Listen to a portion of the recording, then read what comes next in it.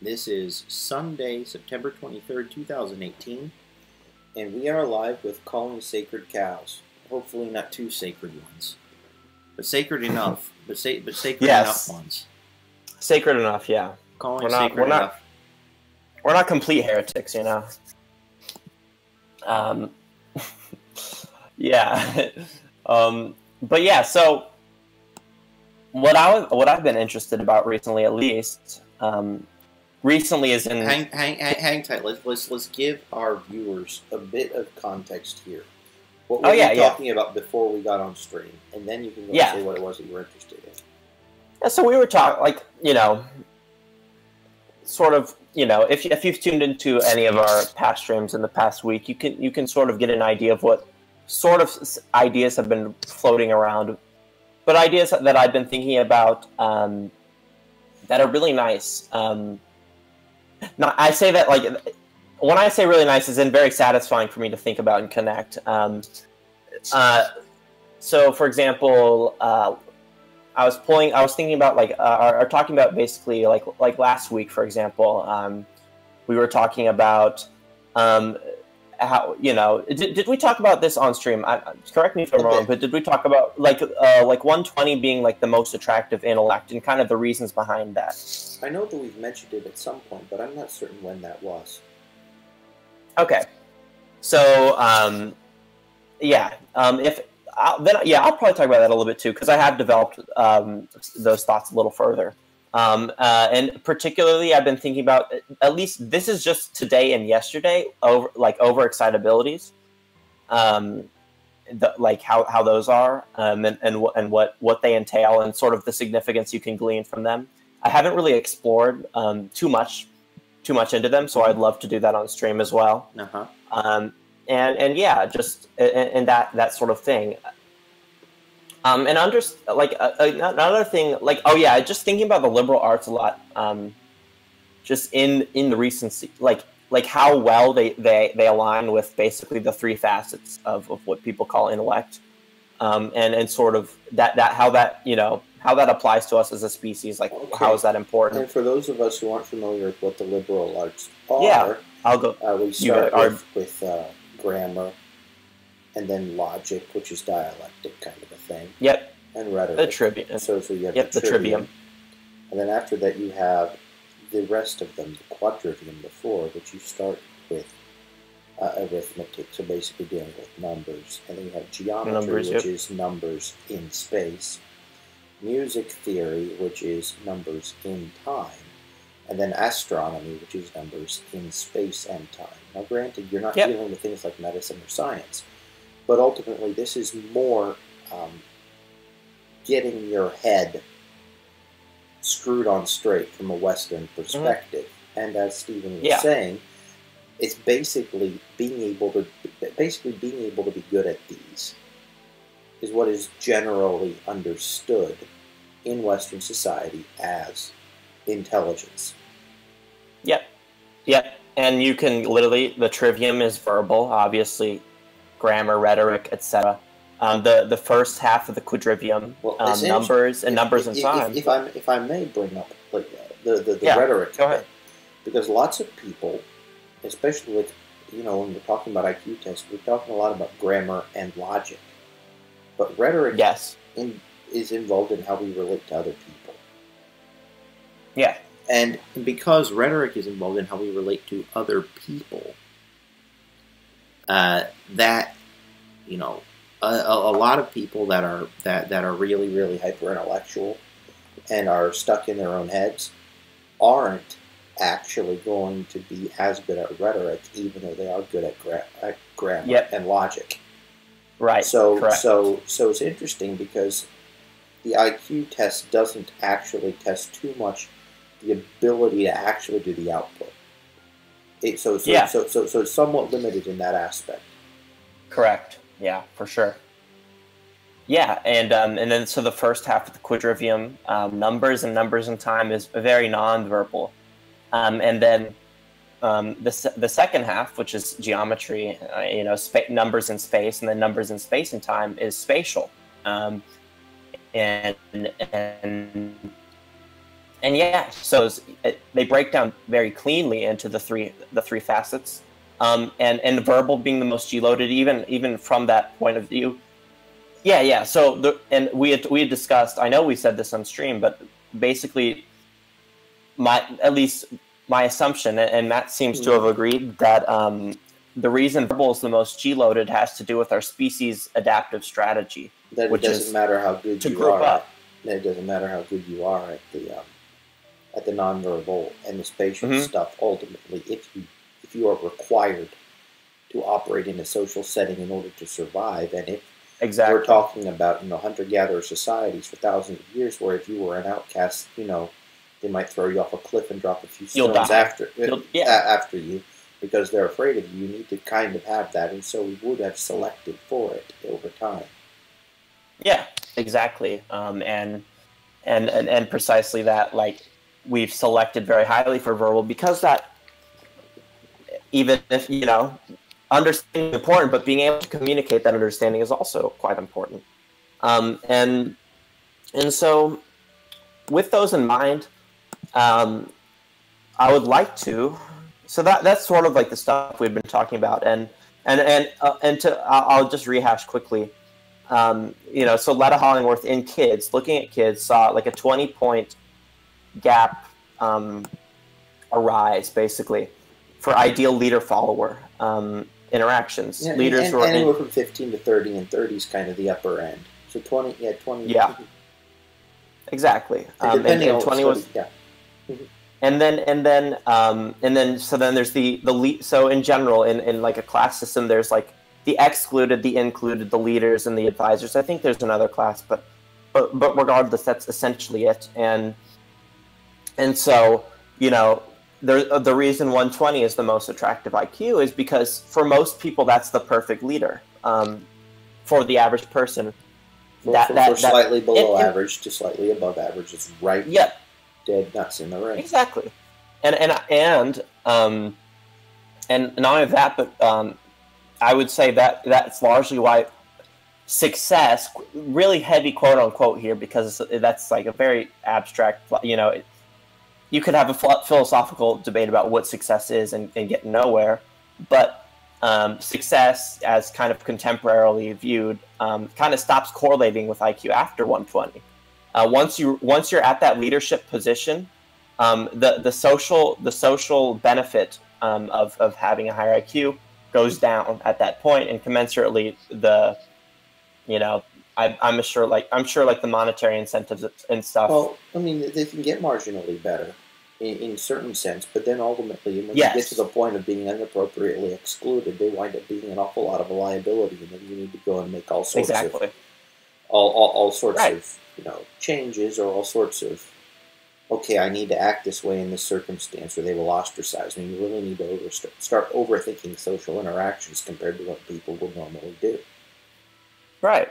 Exactly. So then that, like, all these statistics coming together from varied studies that have not been connected, and they're not in any way in tandem, are the results line up quite nicely and predictably. You're like, yeah, that makes sense. Here's why, and that's very nice. To me, when things line up that well, correlation doesn't prove causation and stuff like that, right? But it adds it reaffirms my worldview, the way I see the world when my ideas empirically are being affirmed, or at least give the appearance of being affirmed. It makes me feel that, oh, maybe I'm onto something here. Maybe this is correct. Like, maybe it's not just me positing something and it being plausible, but there's a very high likelihood that this is the case, and that's always nice. And so, so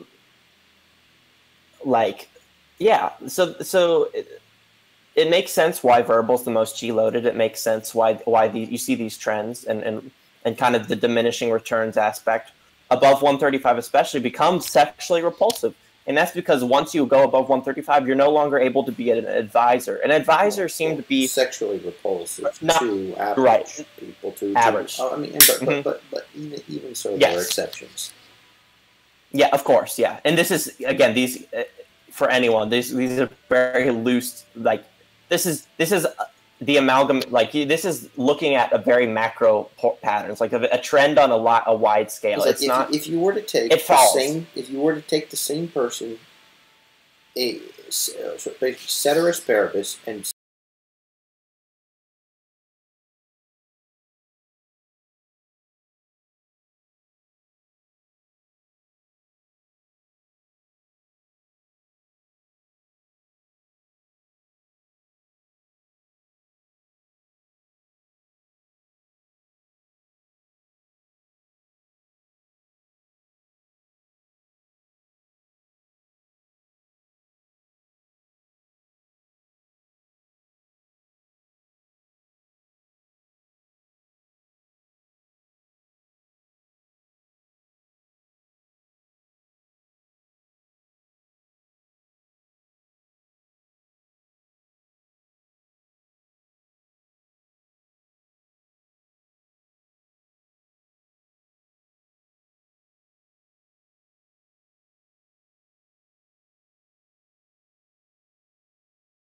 set someone at, say, 100 IQ, 120, 140, 160, 180, and 200. And then, if we're talking standard deviation IQ. Yep. Because ultimately, when you're dealing with ratio IQ, then you can go, you could go all the way up into, into stratospheric numbers like 300 or 400. I mean, it would be impossible to find. But if you're talking just in terms of general standard deviations, you might as well just basically stop at 180 and be like 180 plus. Yeah, because there's an awful lot of variance within that. But that I think for the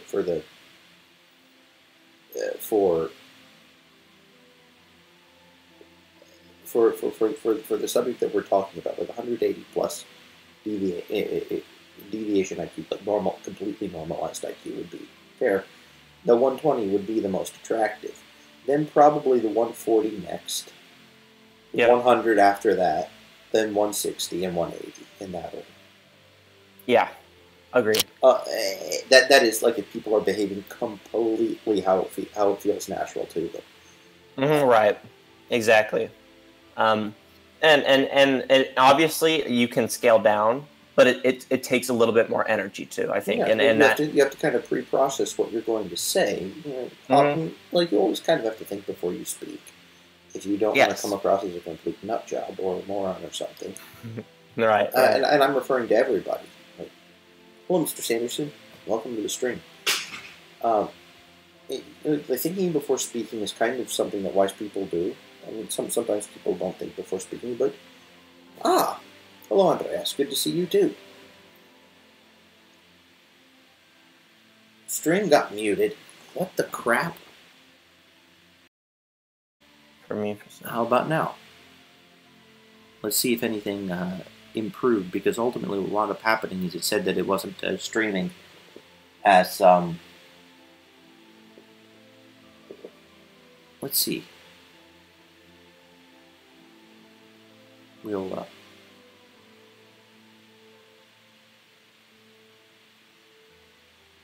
Okay, hopefully I'm looking. Hopefully that worked. He said, refresh page. Well, are you hearing? Okay, good. Oh, it's back now. He said it's good. Yep. Awesome. Good. So, yeah, but one thing... And now you got two ADHD guys forgetting what it was that we were talking about and then having to backtrack. Yes. So, you 120, 140, 100, 160, 180. Yep. And then pre-processing what it is that you say. Thinking versus, thinking before speaking versus thinking way too hard about the long-term implications of what it is that I'm going to say, and then how it is that people are going to get affected by it right down the road. Okay, or am I going to do something that's going to induce too much cognitive dissonance if I just bring up this this esoteric topic and then oops. Then age, even if you look at our age, it's like he's 6 or 7 years older than me, and that's how many friends in real life do you have that are like very different from you in age? And but you know, and you know, we have very different life experiences, similar themes between them, but we, you know, we're different people and grew up in different areas, etc. You know, he was homeschooled, I was mainstreamed, all of these things, and yet still we come together, and it's just completely natural conversation, extremely easy, and there's no like, you know, there's very little pre-processing going on. The pre-processing that's going on is, okay, how do I word this? You know, not how do I word this in order to precisely say what it is that I'm saying. It's very very nuanced idea that I've never actually bothered to try articulating before because it's been pointless. Exactly, literally that. That was like a perfect summary of it. Yeah. I haven't said this out loud before. I've only thought about it. Let me try to deliver it in a coherent way so he knows what I'm talking about. That's the pre-processing. Those I don't have to think. And the funny thing is, even if the incoherent babble comes out, I know what he's going to say. I know what's going on because there's this shared body of experience, which is interesting because Susanna Viljanen brings that up on Quora when she talks about finding your own tribe. Yeah, like, and that's if you have these experiences, if you have these commonalities in thought process, it really doesn't matter. You can go and dump both of us on a desert island, right? And exactly. It doesn't matter. Like the way we approach information and the similarity between that sort of thing. I'll bet if you took if you took us and anyone that has had the patience to view our stream. Mm-hmm. Like anybody that's watched the stream from start to finish, or even for more than like 20 minutes at a time, I bet if you took us all, dumped us off on a desert island, we would get along really well. Oh yeah, no, I'm sure. At least to the extent that we want to get along. I mean, would it be mostly introverts, right? So everyone would have their little hut, equidistant from each other on the perimeter, right? And then Stevens would be like right in the middle, so he can go and host parties, and then like. Once every 2 years, or maybe on the solstice we can come and bang the drums and. Right, we would completely get along, and my friend, my HG friend, he like, for example, like he's like God, like he was hanging out with like a professor like that he was in lab with, he works in their lab, and he's like, yeah, it's so fun to just like you know, they'll have some just conversation, right? And it's you know, this professor and this student, and that's not normally like you know, it's not normally a relationship that that is like, you know, maybe on the outside you're like, huh, what's going on? Like they're, you know, it's like what, they're hanging out together, because there's this very like there's this kind of like age-based separation thing that's just so like it's so like standard, right? Like, oh, you're this old, so you're in this grade. Not you understand this, so you're in this, like that sort of like age becomes like, people think it's much more important than it actually is when it comes to like discussing and being friends with someone. And then like, especially for Stephen and I are the better part of a decade apart, and I don't think you would know it necessarily by listening to our conversations. No, you would not be able to detect that sort of thing. And in fact, yeah, you really wouldn't. You wouldn't be like, oh, well, this is what. You wouldn't get much. You would just be like, okay, well, that's what they're interested in. Many of our, I've looked at my demographics. The majority of our viewers of this particular stream are we have teenagers, people in their 20s, people in their 30s, and people in their early 40s. And based on the comments, you couldn't tell. No. Based on the comments, you couldn't tell who was old and who was young. Or if you were completely BSing YouTube when you signed up for your account, you can't tell that. Mm-hmm. Right. I mean, Caleb's a couple of years older than I am. He looks a decade older than I, but you wouldn't, you know, if it were just our voices or something, you couldn't tell. Right. Completely. Andreas says he watches the stream to hear people talk in a way he can relate to. Oh wow, what a surprise! But you know, it's because this is part of our. That's just what we do. No, exactly, precisely. And one of the things that's interesting, and I think one of the aspects about having brains that are geared for for abstraction are the overexcitabilities. Like, and it's one of those things, especially as kids. It's one of those experiences you think everyone just shares. Like it's one of the so it's kind of like how the difference between a perceiver or like an intuitive person and a sensor, how that's like, that's the way they take in information. It's hard. That's to me the biggest differentiating factor.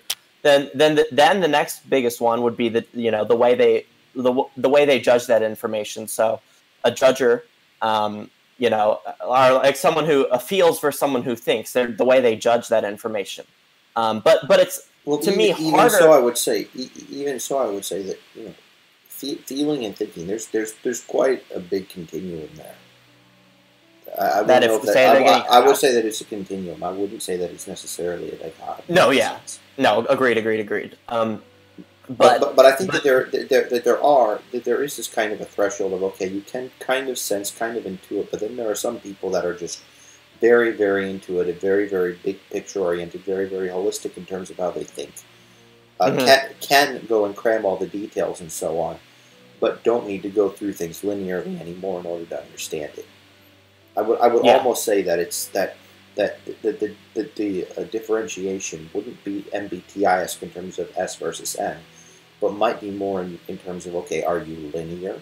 Are you linear but can skip steps? Or are you thinking about things in a more holistic fashion? Right. Kind of akin to that one article that I linked in Core Answer I wrote a few months ago. And yeah, essentially, an overexcitability has to do with the way you react to stimuli, the way you take in information. So it's one of those things that a gifted kid might have, and then not realize that other people aren't experiencing that the same way. So when they figure out something that's interesting to them, they get that really strong reward feedback loop.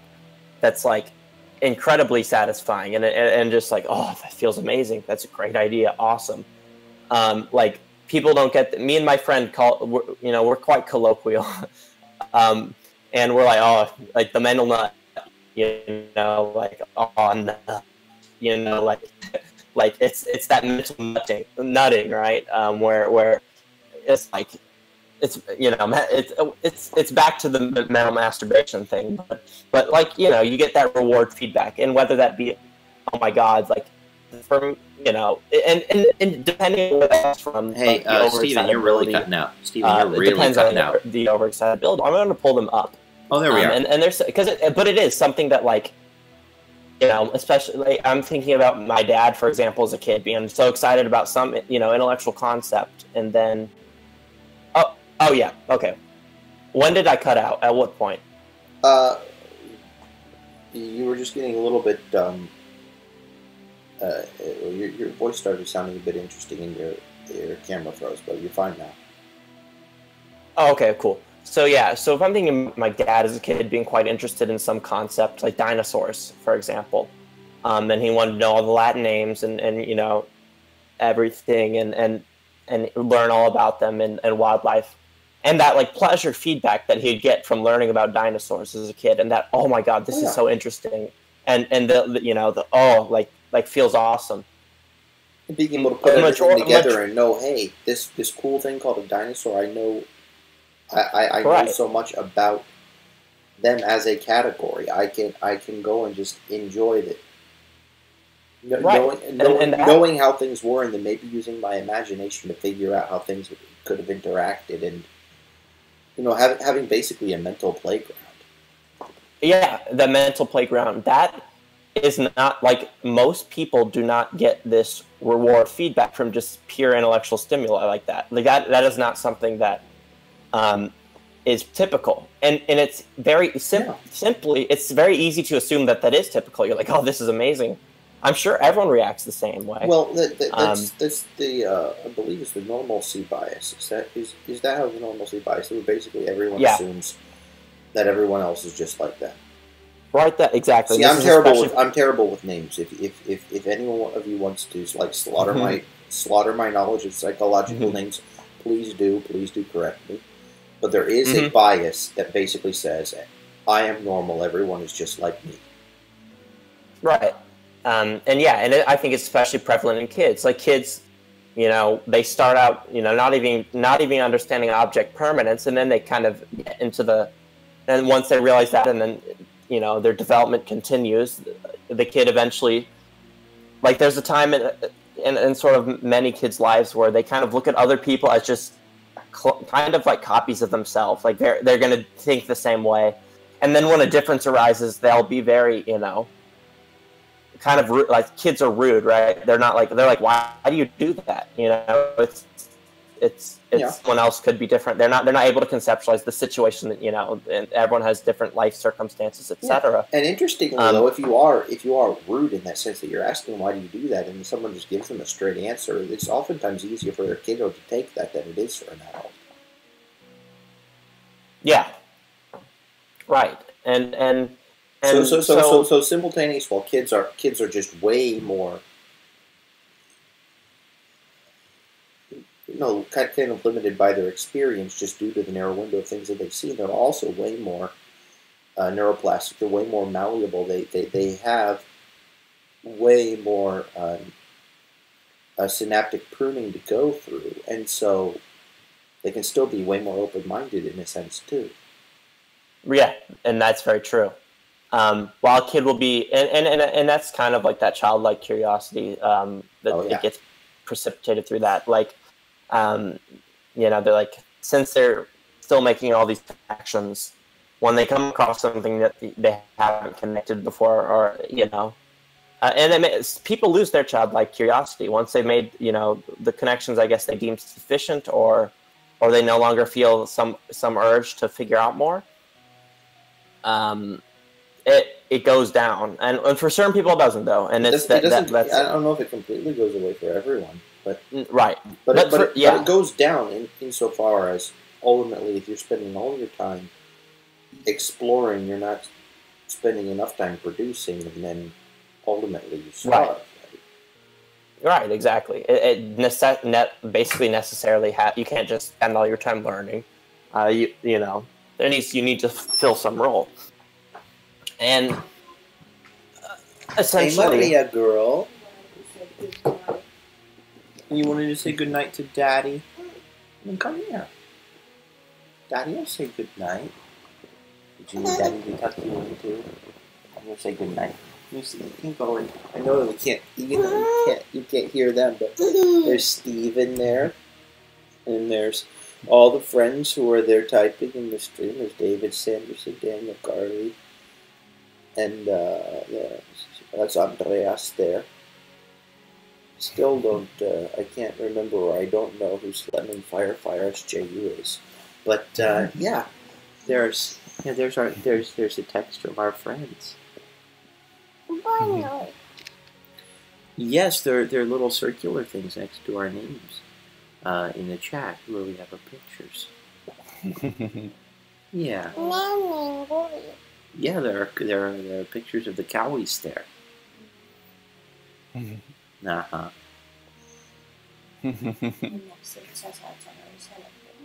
But yeah, like yeah, that's the She said good night. All right. And it doesn't actually. There's no feedback now with the new headset. Oh, lovely. You can play with it, and there's no noise. Mm-hmm. Oh my, yeah. It's time for you to go to bed.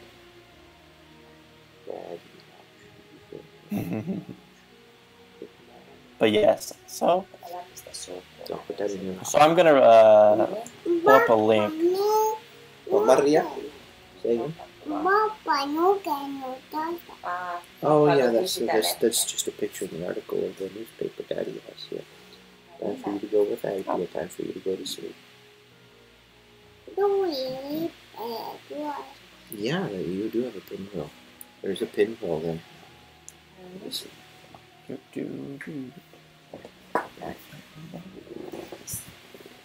Love you.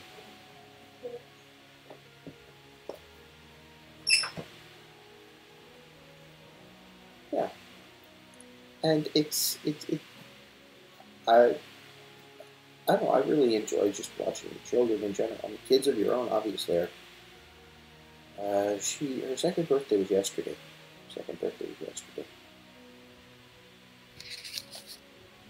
It's interesting because she's starting to become a lot less shy in front of the camera. Like before, and I'm sure Stephen can attest to this. When we would talk, she would get really not. Yeah. She just did not. She did not want to interact, and she was afraid to say anything. And now she's, tentatively. Oh, what are those? What are those? What are those? Mm-hmm. Yes, she's much. Yeah, completely. She's still very tentative compared to what she normally does. But it's nice to see her feeling a little safer to interact. Right. And no. And the fact of the matter is, when I'm there, babysitting kids or some other parents' kids come over to our place, I don't know. I guess we just kind of act the same.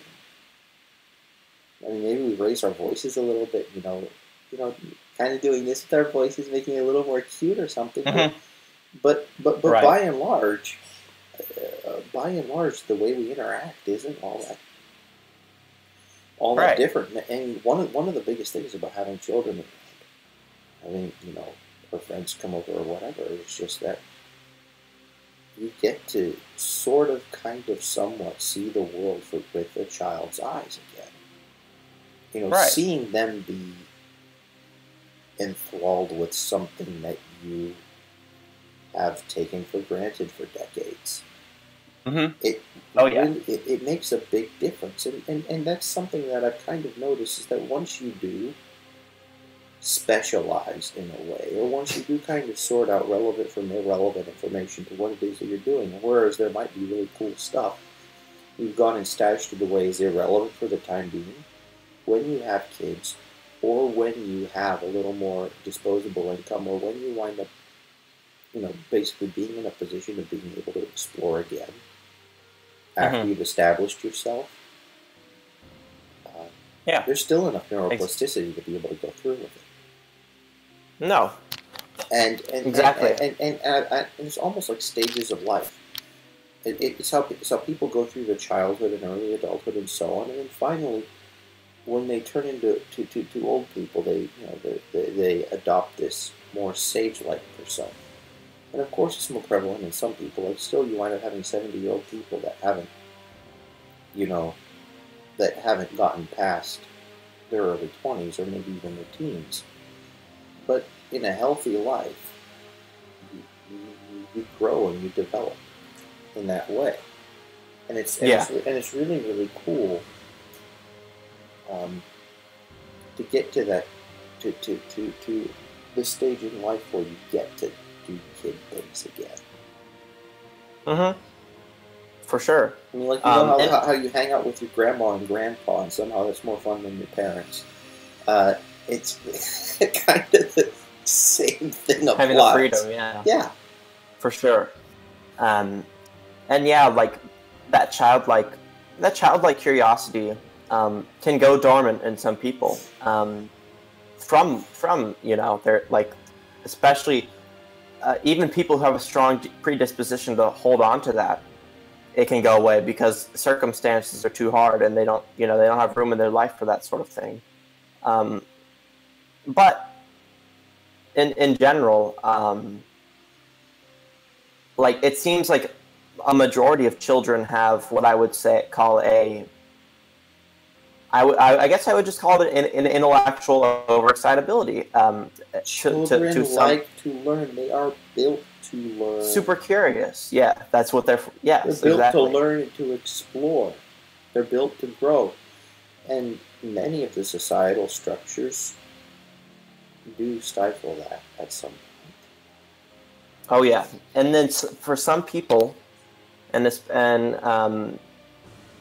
if we look at sort of your survival strategy or your reproductive strategy, obviously kids have a large, kids have a very strong motivation to learn, because, like, Yeah. Because they know nothing about their environment. They're very vulnerable. So once they, so they're in the mode of let's take in a lot of information so we can survive, right? And our brain during this time is different, more plastic. So it facilitates that sort of thing to happen. So kids, so as a survival strategy, learning is very important for them. What happens sometimes is once people have figured out their environment more or less, or at least are able to operate within their environment, they and they sort of have their pattern of how they're going about surviving. It's like, so I'm going to do this, and this is going to be I'm going to get, this will be my job. I'll get income this way. This is going to be my daily goings about to live. And for some people, learning is still kind of high on that list.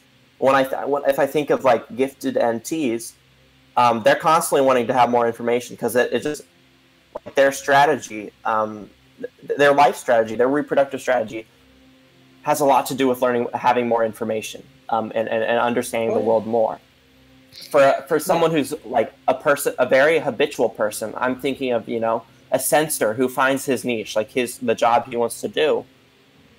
Getting all this random extra information about the properties of numbers and stuff wouldn't necessarily help it, right? Would not be. But being able to have other experiences that are congruent with his way of seeing yes, the world but could be. Exactly. But being skilled at the job he's doing. Skilled at the job he's doing. Strong and attractive to mates in that sense, and all would those things would be more prioritized because those have better, or those have they'll get more out of doing those things rather than. Yeah. Do you have the chat open? The chat. Yeah, the stream chat. Stream chat, I do, yes, but awesome. I wasn't looking at it. Yeah, I was just thinking because Daniel and Henry brought up some interesting points, and I was just thinking that we could potentially, say something supportive or helpful. Yeah, for Daniel, sure. Because depression is. Well, first off, I'm not going to go and say it's not a real thing because that's right. Crap. And we're not going to do the whole thing. Oh, you're such a good life. What are you going to be sorry for? No. No. Been there. Yep. Been there, and still, I don't know about you, Stephen. You probably have it. I'm going to guess that you have it better than I do in that regard because there are many times that I find it difficult to even drag myself out of bed. And when I am sick, I can't. I wind up having to, put things on hold and usually take up a half a day off to even be able to get myself when I like, get a 102 fever or whatever. I can't. Right. I can't pull myself together, and that plus having a whole bunch on my plate, or just having things that pile up generally gets me overwhelmed. And if I'm not careful, I fall into a depression because I'll never get caught up. I'll never get this stuff done. Right. But Daniel's saying that he's obsessed, or getting obsessed with whether he's gifted because he's underachieving at school. He knows he can do more than what it is that he's doing at school, and it's interesting because that whole thing about what are we competing for really? What is the aim of school? You're like, at least in my situation, I would be questioning, what is it that I'm doing? Am I going for the piece of paper at the end? Am I going for the validation of my teachers? Am I going for the validation of my peers? Why am I getting up and going to school? Why am I doing that? And if you can answer that question, that gets you an awful lot closer to actually figuring out what the depression is. Because if you figure out the reason that you're doing something, and then you wind up realizing that there's something out of whack in terms of you pursuing goals that your heart really isn't in. And you can't convince yourself in some way to make your heart be in it. Thank you, Mrs. White. It's awesome. Or if you've gone and you're trying to convince yourself that you want this piece of paper, but you haven't successfully done that, well, then you need to consider, well, do I want this piece of paper badly enough? How badly do I want it? What's going on with regard to all that? Thank you for bringing the coffee, sweetheart. Thank you.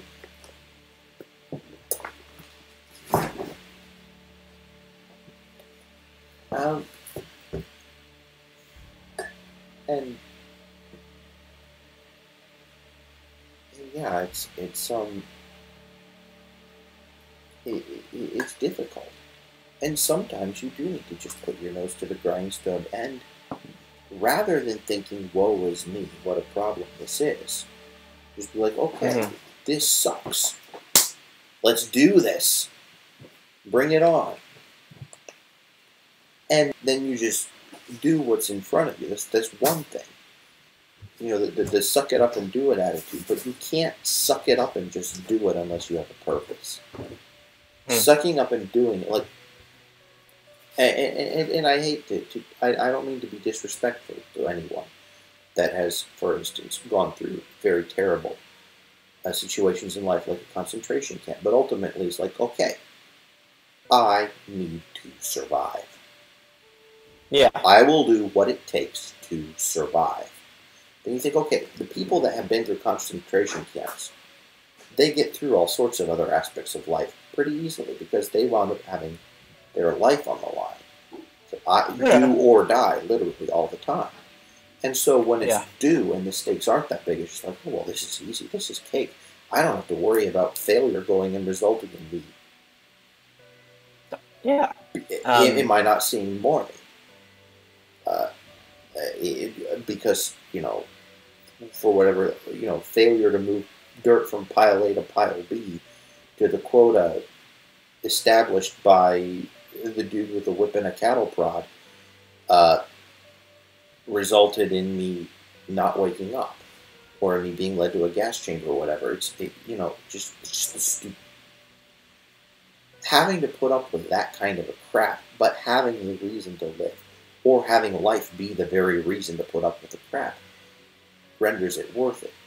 And so you have to be very, very strong in a sense of purpose in order to be able to deal with depression in that sense. And then if you do need to get treatment for the depression or whatever, well, you need to have a good reason to get treatment for the depression. And the reason could be very well just enough, okay, I want to be able to apply myself to life because I believe that life is inherently good no matter how I feel. And so you have nihilism knocking at the door. You have futility of, objectively knowing that the system is a racket and it's stupid and it's geared toward people of about 120 IQ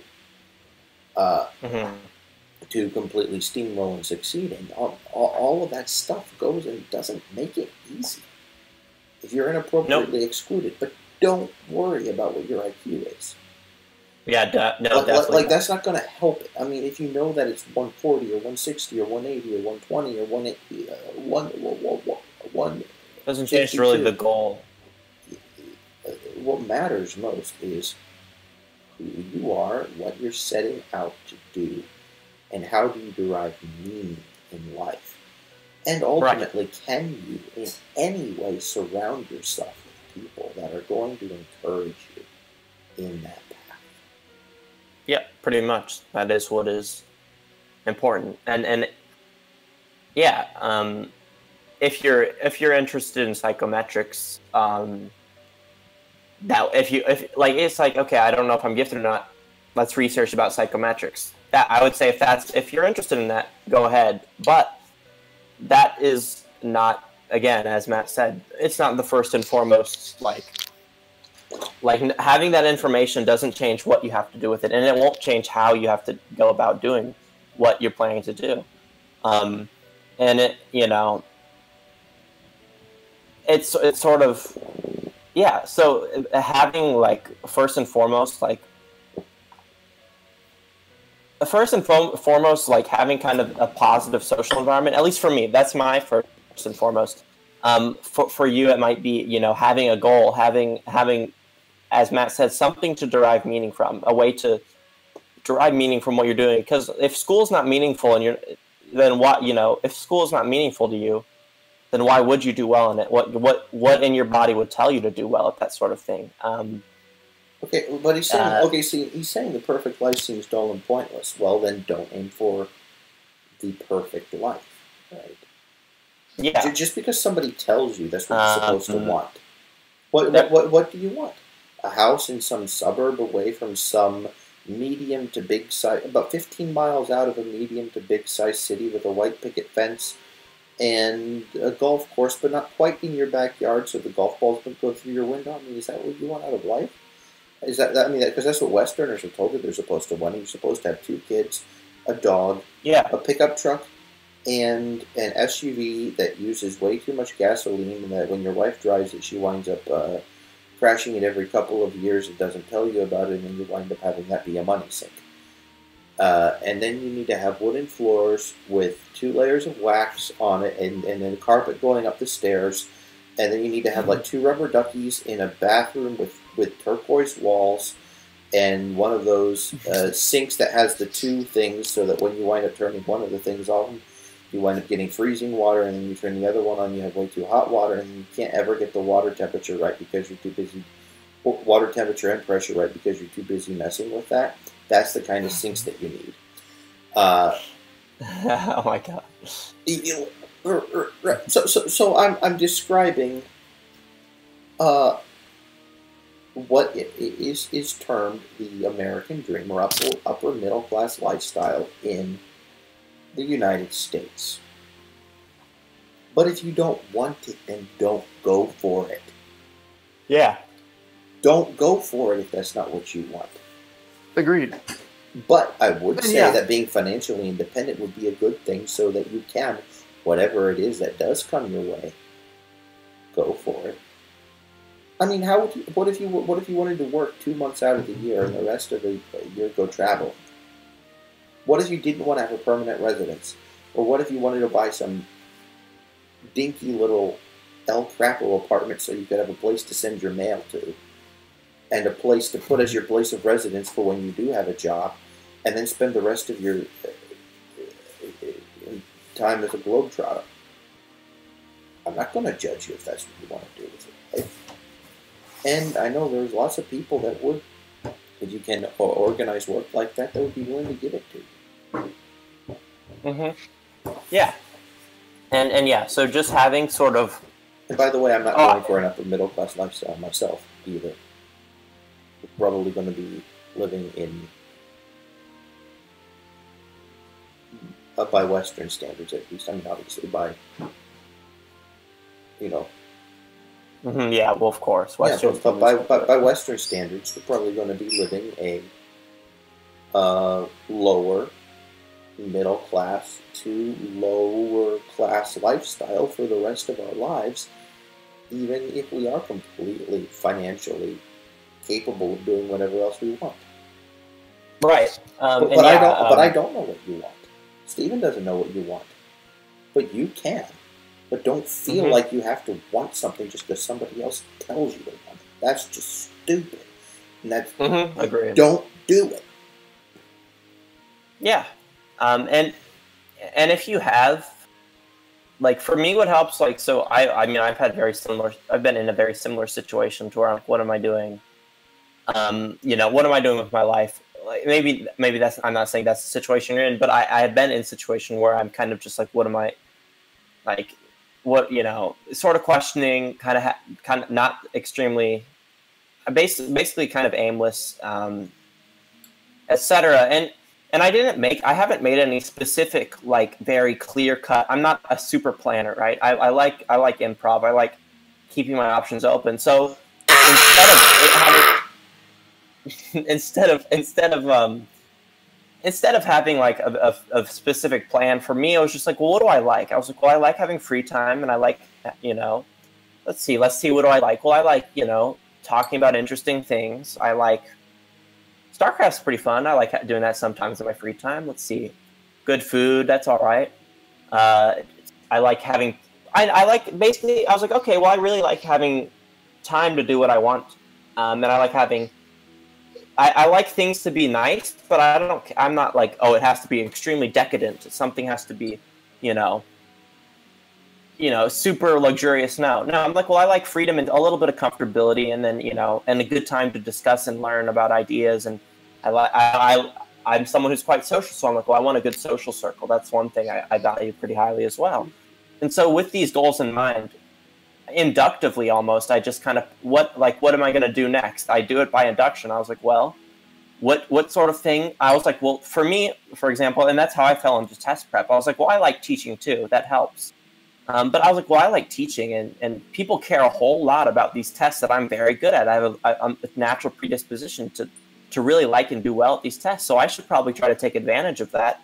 And maybe I can get money out of that. I can get money doing something that comes quite naturally to me and is enjoyable to me. You better be saving.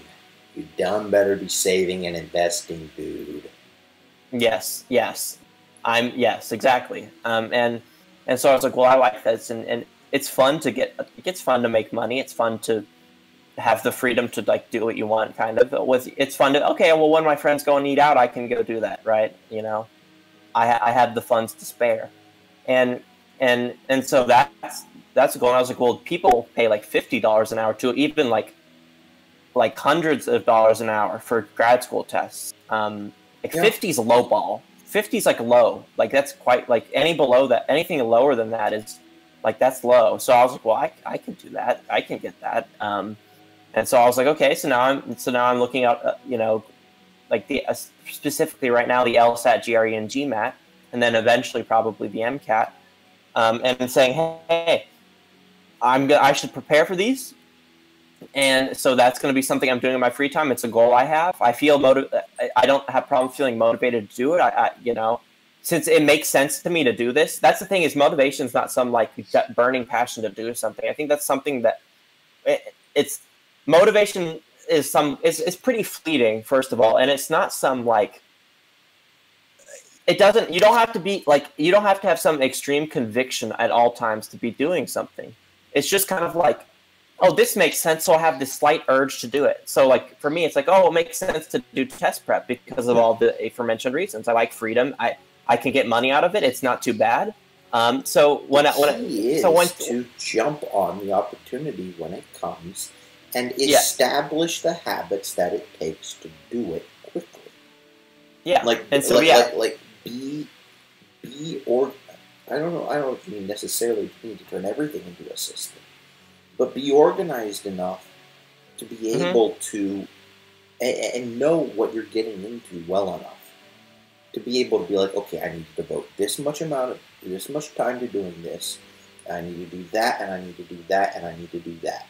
And then once you get the expectations clear, when the expectations of what you need to accomplish are clear, when you don't think they're ambiguous anymore, or if the ambiguity somehow wrapped up into these expectations, it's like, okay, well, I don't know what I need to do 4 steps down the road, but I do know steps 1, 2, and 3.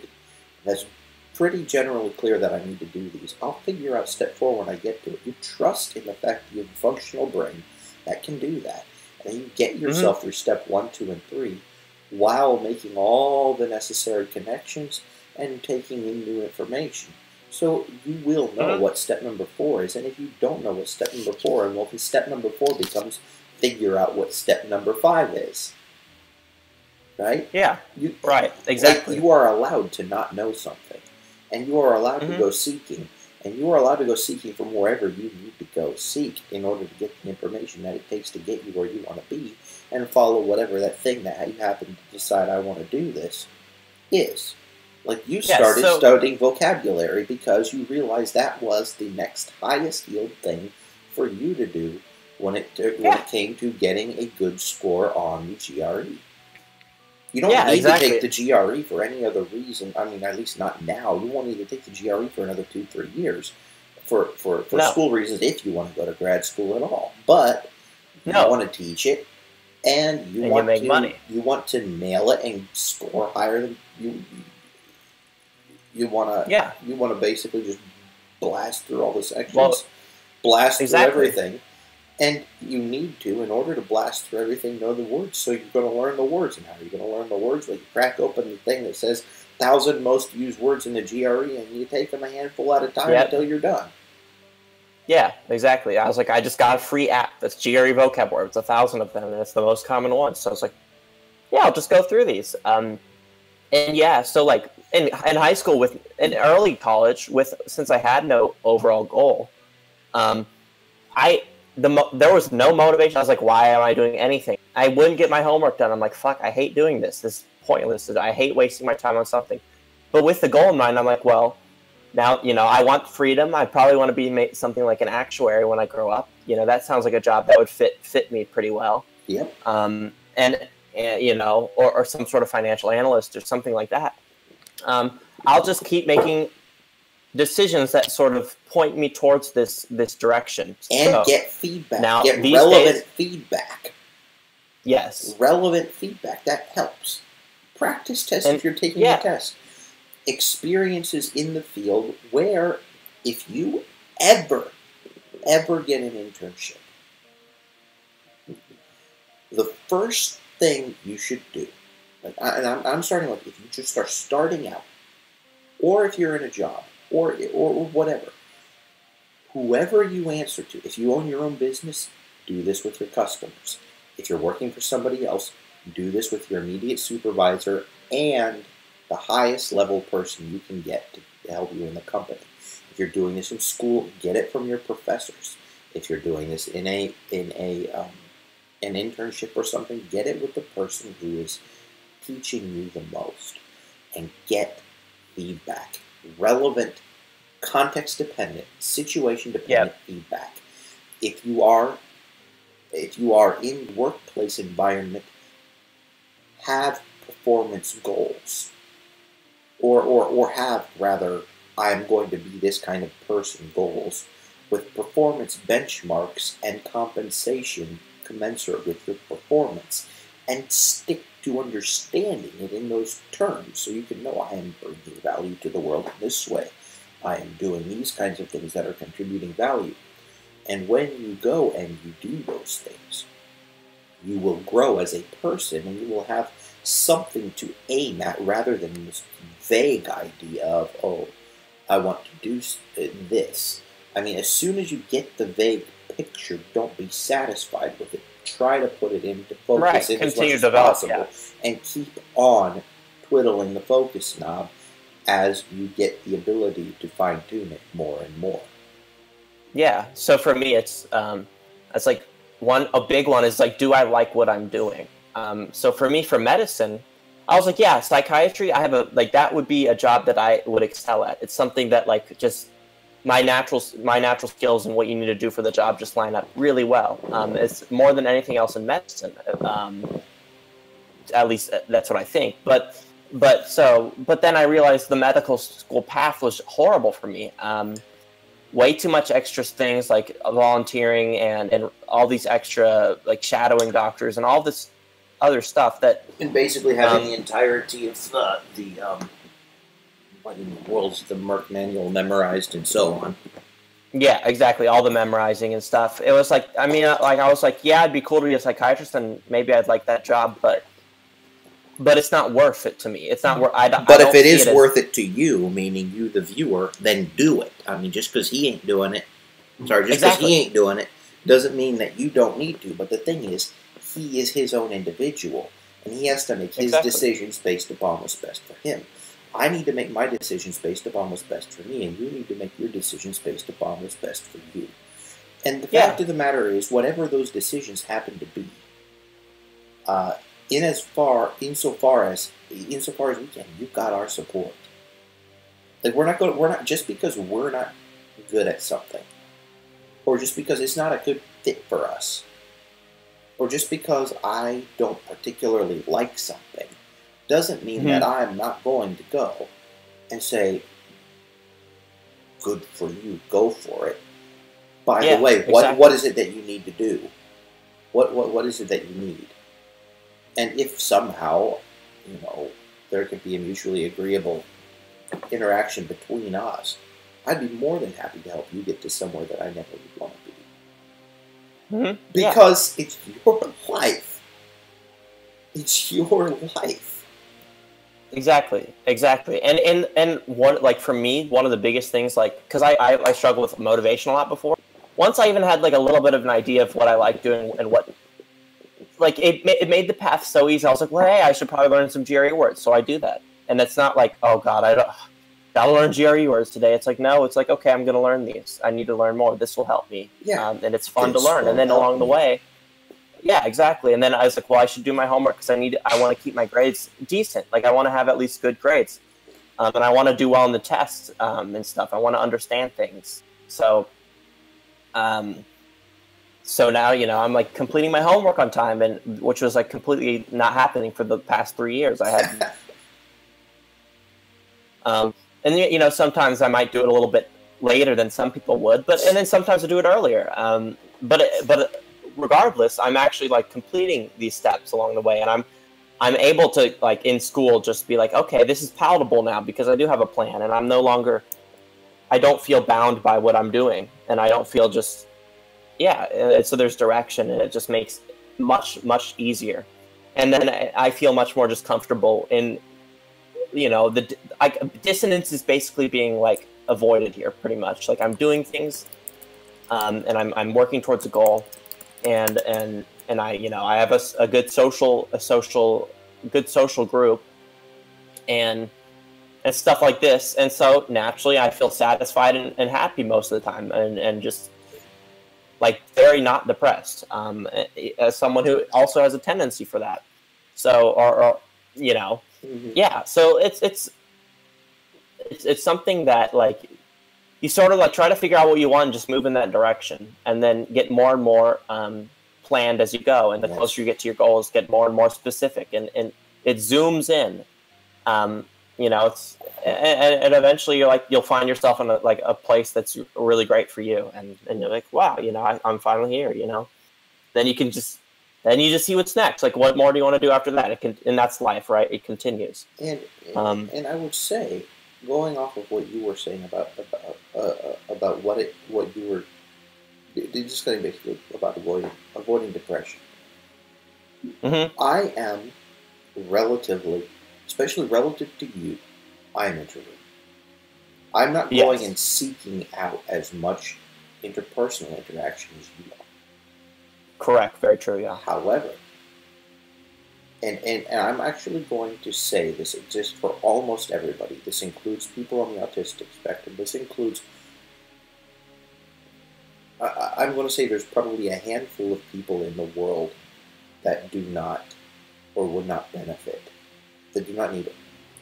It's a little too strong. They would not benefit greatly from having appropriate social interaction.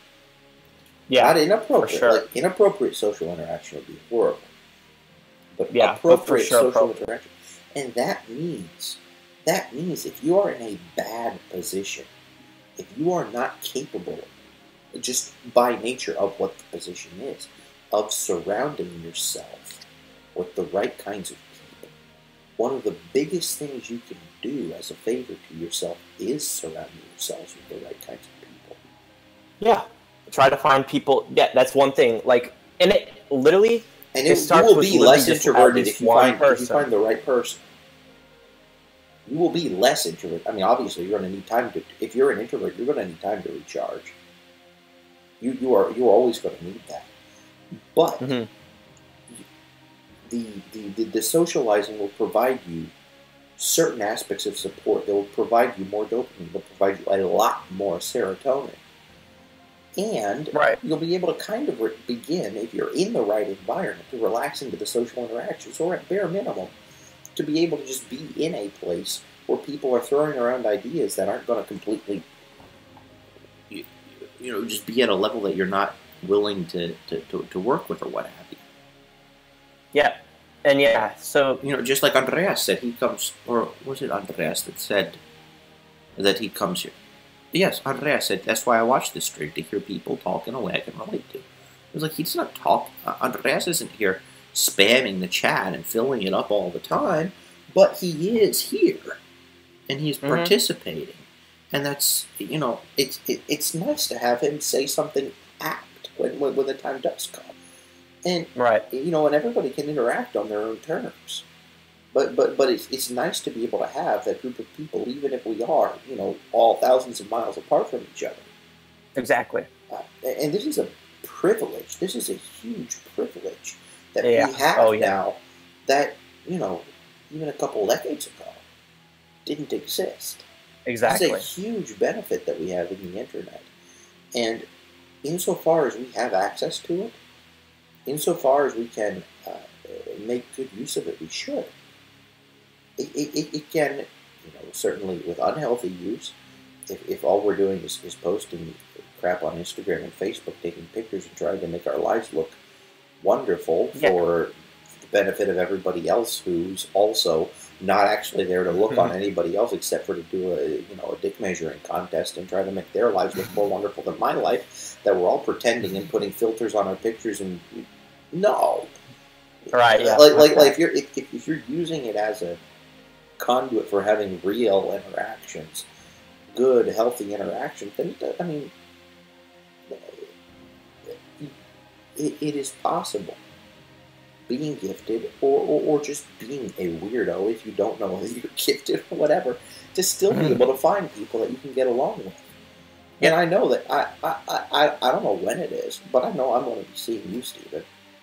Next time I come to the United States, for sure, we're going to find some place in between Missouri and Ohio, or in Missouri or in Ohio, whatever. Yeah, California. You can come to my house. Yeah, and I'm not worried. Am I welcome or something? You can be like, hi. I might let you know that of course, yeah. It might be polite to do. Just show up the door. Look like I'm going to see Caleb next time I come. Yeah, exactly. And yeah, the internet's also a good place to, as opposite of kind of what you normally hear about. It's like, be careful about strangers on the internet. Maybe not normally. Maybe that's a bit antiquated to everyone, but in general, like, don't be stupid. You can find a lot on the internet as far as you can find people that share interests. So you can pick. You can start from to me. Caleb was a stranger to me. All of you are strangers to me. How do I know that you're not going to go show up at my doorstep? Yeah, I don't know that, but that's true. And you don't know that about anyone, even in real life, right? Yeah. So, but especially being as weird as we all are, it's not like anyone that's going to be watching our stream is going to actually want to do that. And even if they do want to do that, well, if they're going through that much effort, right? Exactly. I don't know, but why pick on us instead of somebody else?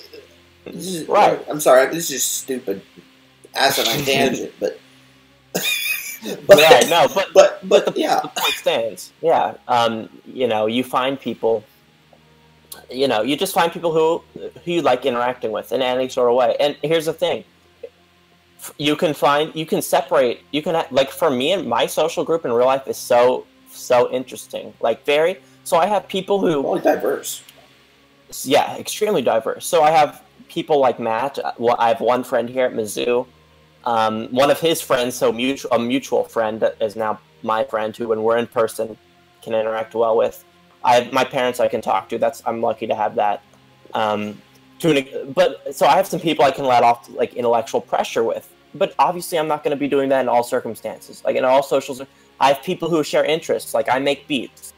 I have a friend, who we share. We have a kind of a weird taste in music that's kind of been tempered by just, sort of the things we got into when we were younger.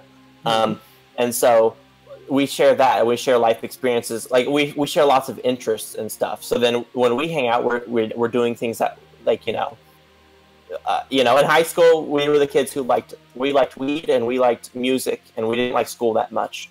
And we were kids of professors. And so we had similar kind of backgrounds in that sense, shared experiences. and we liked being creative, and we liked doing those sorts of things together. So when we hang out, that's what we're doing, and then that facet of me gets fulfilled, And then I have another friend who likes playing StarCraft. He's the one who showed me the game, and he's also been a childhood friend of mine.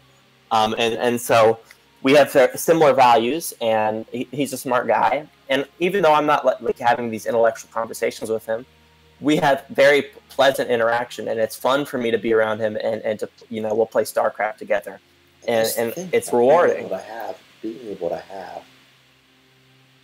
Being able to say no is actually really amazing. Because if you can say no to all the experiences that you don't want to have, that frees you up to say yes to the experiences that you do want to have. Exactly, and you'll feel a sense of filter away the people you don't want to have in your life. You can have the people that you do, and you'll feel a sense. Yep.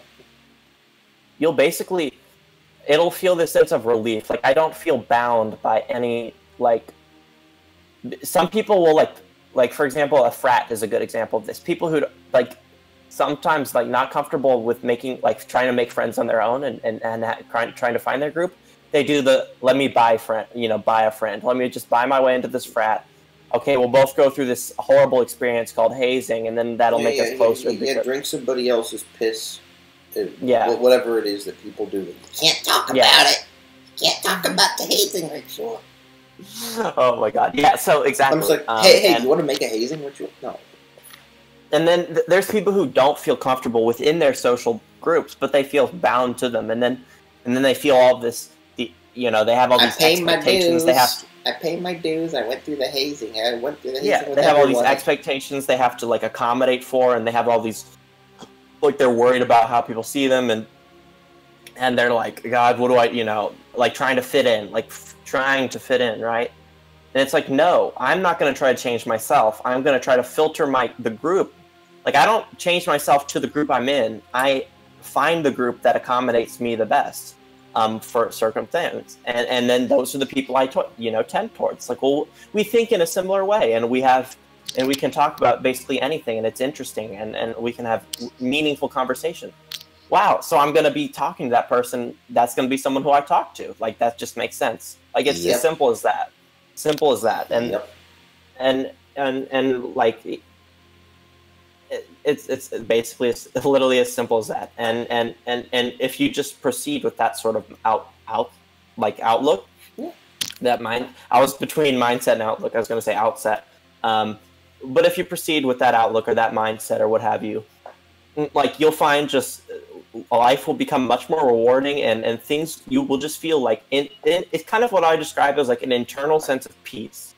It just feels like what you're doing is at least correct. There's certainly going to be lots of uncertainties, and that's always going to be the case. But kind of you don't feel this kind of internal something's wrong. What am I doing? All these questions. It's well, no, I'm doing what I believe to be correct, and it feels correct. So I have that internal sense of just peace, right? And and what that basically does, once you achieve that state, you'll find yourself being just very stable and predictable. And if you're someone who has kind of emotional overexcitabilities and struggles with depression, or has this full is prone to get into emotional ruts, basically, you'll find yourself out of them, and you'll find yourself just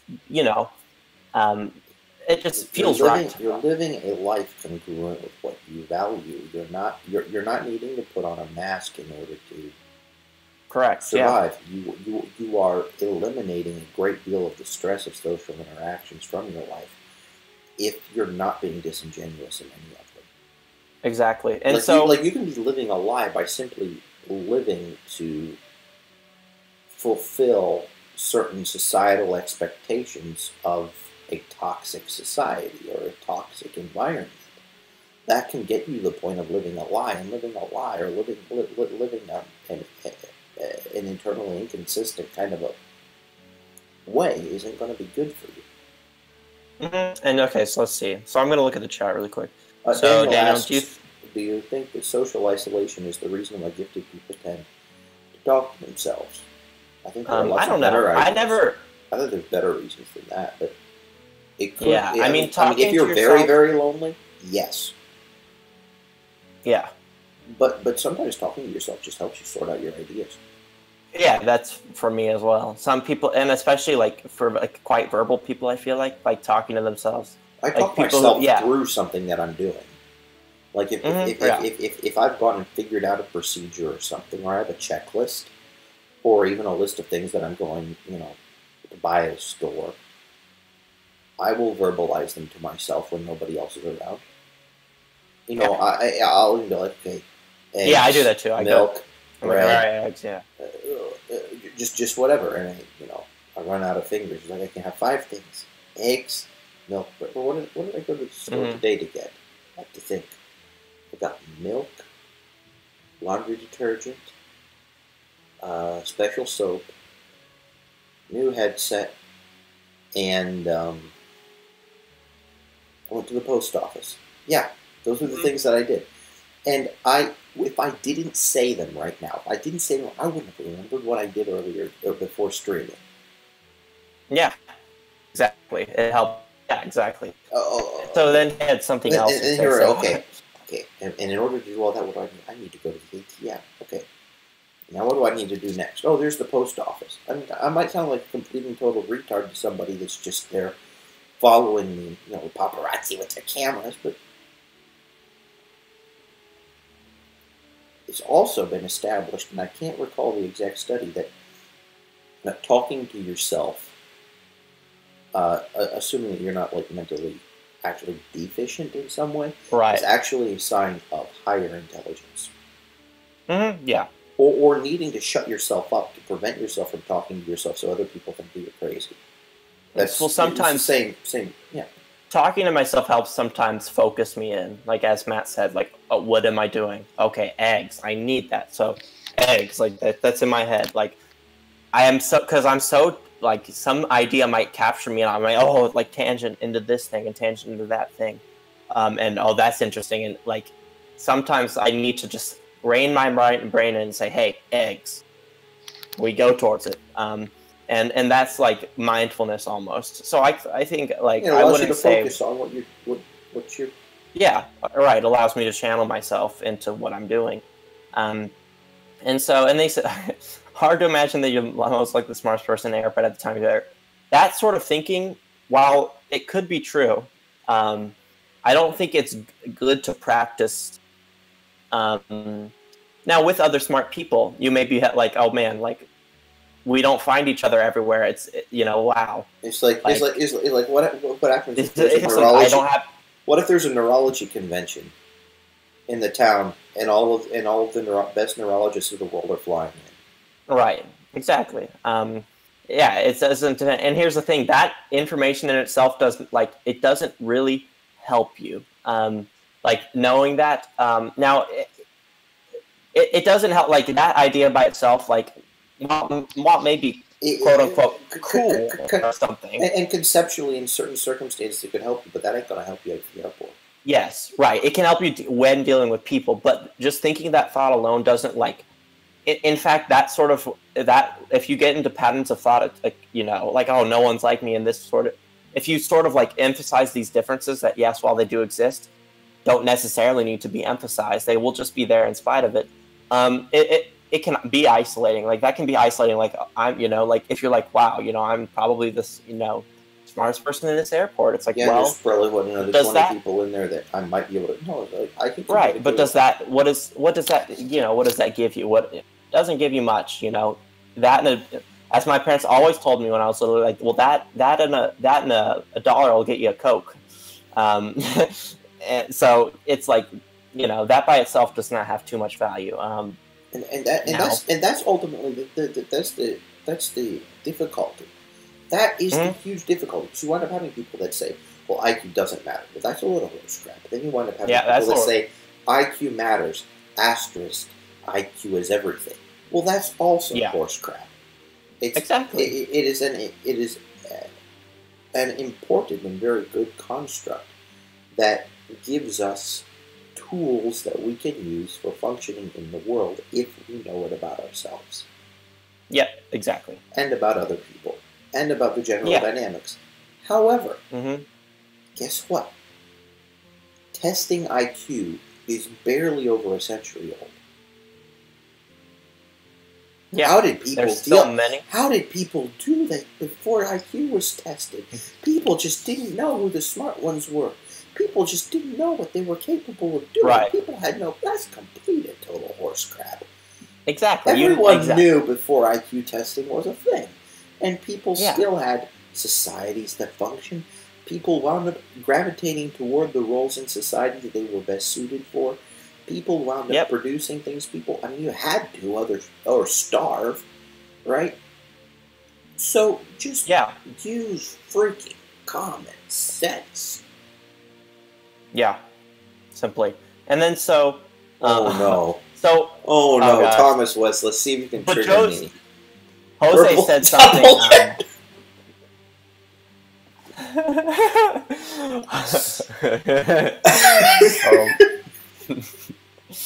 oh my goodness. Oh boy. Okay. That I prefer suction on one end and then I think it more utility. More utility than having two ends gives you less utility than having one end that can stick to things. That's my input on the matter. But well, I mean, why don't we just go and say, it'd be really fun to have like this,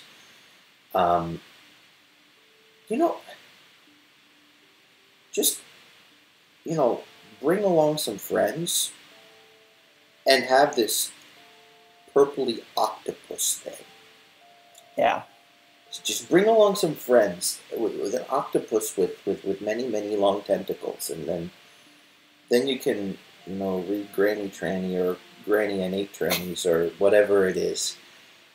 This turn of events, by the way, for anyone who's not like me, you, or Thomas, I feel like is going to be like, wait, what is I need to rebuild my psychology. Oh, okay. This is it's like, wait, did we already scar you? No. Yeah, well, that makes sense, Daniel, by the way. Like, I used to do the same thing. And it was negative. That's why thinking about it's like, well, in this population, I'm expected to occur at this rate. Well, like, looking at that sort of thing, that when you're thinking those sorts of thoughts, it's generally a sign of like, well, what good? It's like God, I hate, like, shit sucks right now. So let me look at this one good trait or this one valued trait, and look how rare it is, and look how that makes me special in this way. Like, that's generally like as you said, it's a complex in a way to deal with situations that you don't like. It's like, God, I hate hanging out with people. It's because I'm so smart, like that sort of thing. It's pointing at your advantages and using them as some way to feel comfortable, even if, and so that's obviously not healthy. And I can tell that you obviously recognize this. So I'm not going to go any further into it. But yeah. I will also I will go and open up. There's this very, very important link, because I don't know if people have this link, and I don't know if Tom's allowed to put links into chat. So I'm going to go and open up the link for all of you who might like to understand what had happened. Have a little fun reading material. Yeah, really good read.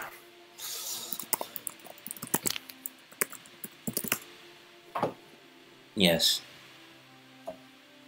Mr. West provided us with a great with some great content. But yeah, I wound up laughing for nearly 3/4 of an hour. Almost all, like I'm not talking just chuckling. I'm talking. I would get a grip on myself, and then my imagination would get away with it. Well, right? No, exactly. My imagination would get away with me again. I'm thinking, oh boy, there's so much that could have possibly happened here in this. Oh wow. When I read that was an excellent piece. One thing at the beginning of the stream I was about to get into, but obviously our conversations just go, they go, and then old transvestites. Our conversations, Lidocaine lube. wander. They wander, yes. So, and what Jose also asked.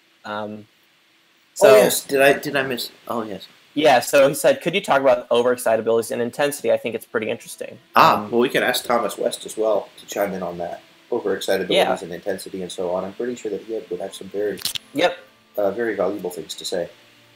Yeah, and so I will put a link also in the chat. So, for anyone who wants kind of an introduction, but they're essentially like side effects of kind of giftedness. Almost there qualitative experiences that we have that like. And this is what I was getting to earlier, that you might assume. Like, I might assume that when other people learn a new idea that they find interesting, they get this mental, like, nudge. They get the mental masturbation, or they get the reward feedback. We're like, ooh, yeah. And then someone who pursues that is, a mental masturbator. And sometimes that can be negative or positive. And then other people might be able to might not enjoy it because what might wind up being good. Other people mental might masturbation for one might be lidocaine lube for another. Right. Yeah. Yes. Exactly. And that was yes. Exactly. OE equals giftedness. Yep. That's. Yep. And so, so if you go through each of them, I'll describe. So there's 5 of them, 5 categories. The first one, this article talks about a psychomotor. So that's like, this is expressed as heightened motor excitability, leading to one to greatly need to utilize motor muscles, movement, speech. These individuals appear highly energetic and talkative, causing them to be at risk for ADHD misdiagnosis. The motor strengths can also lead them to perform at highest levels in the sports, arts, and other realms. So, for me, personally, I talk a lot, like quite obviously. Anyone who's watched a stream, like I can talk for hours and hours and hours, and I don't lose energy. And longer conversations are better for me because I can build a bigger picture and we can connect. Yeah, and then you wind up spending 4 hours tying up 3 loose ends because tying up 3 loose ends. Where was I when I cut out? Was one of my questions. I had your audio the entire time. It was just a video that cut out. Oh, you did the whole time? Audio I had, yeah. Okay. The audio was coming through the whole time, but your video just. Well, that's fine. Cool, yeah, but like, so psychomotor's like, it always tapping your feet, wanting to be physically involved. Yes, and that's actually why I have my computer. That's why I have my computer on a. This is what happens. This is what happens. And if my dad were here having a computer on his lap, it would be the same thing. You would be seeing this. This would be. This is blurry. Yes.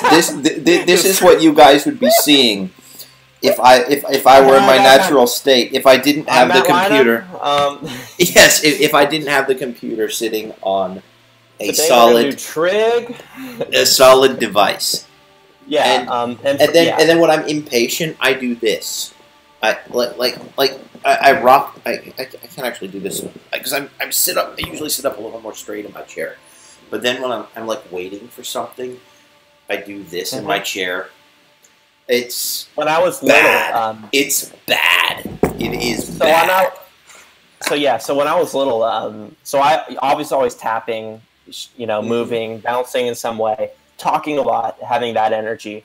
One thing I always did was I would compulsively flex my joints in specific patterns. So it'd be like, okay. So it'd go from my left knee to my left toes to my right toes to my right knee to my right buttocks. Don't do that. Don't do that. So it would I would go and then I would just repeat different patterns. So it was generally the 6 points I would use would be it'd just be on my legs. It'd be it'd start at my left buttocks, then left left knee, then left toes. And then so I have these 6 points on, and then obviously on the other leg, and then I would flex them in different patterns, compulsively, and I was like, I can't. And then at one point in my life, I was like, I stopped doing it eventually. I was like, I can't. I asked myself when I was little, I'm like, can I stop doing this? Like, I keep doing this. Like, it's like something I keep doing, and I like have trouble not doing this. It's possible to do the exact opposite. And What? this is actually good for falling asleep. What? Say that again? It's possible to do the opposite. Right. To the opposite of like the exact opposite of what you just described. I learned that from somebody who had it's insanely difficult once if you've never done it before. Mm-hmm. But what you do is just start with one part of your body and until you go to sleep, right? Yeah. My dad does. Yeah, he explains that. That's how he said. That's how he gets to sleep. He said can't get to sleep. That's what I learned from my dad about how to get to sleep.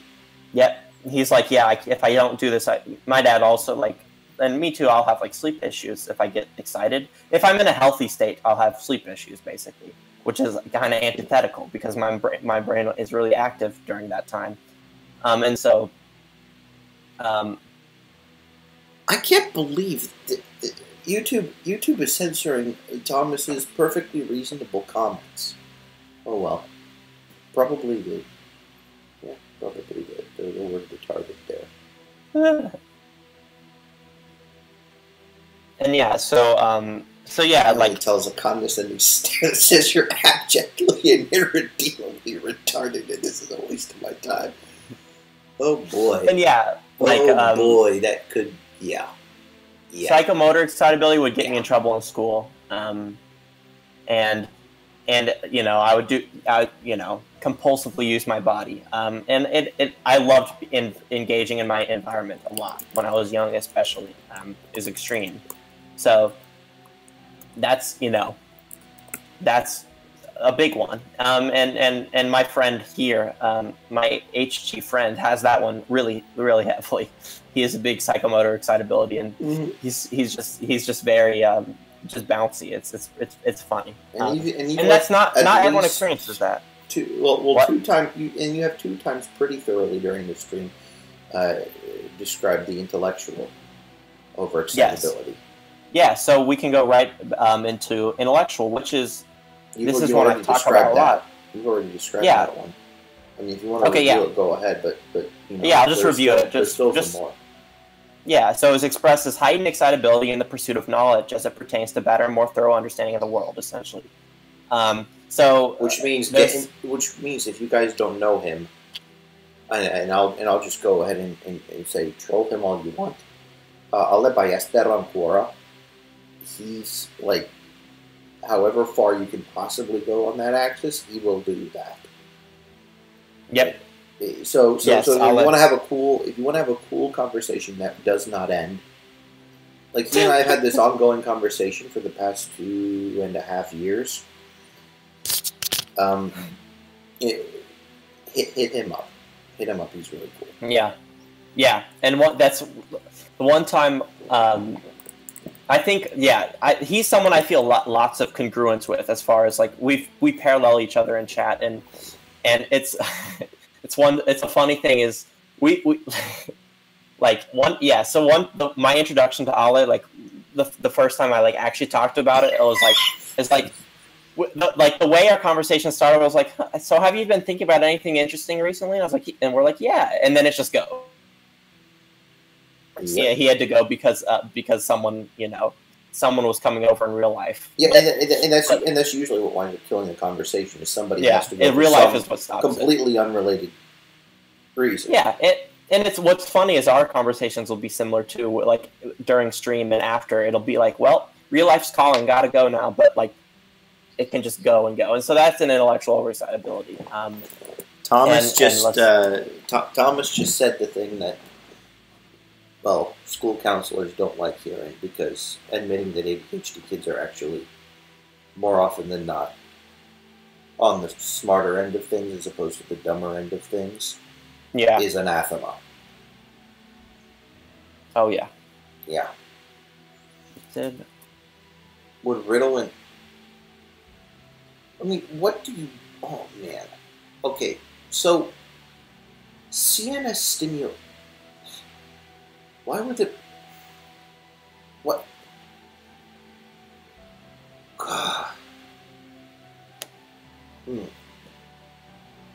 How?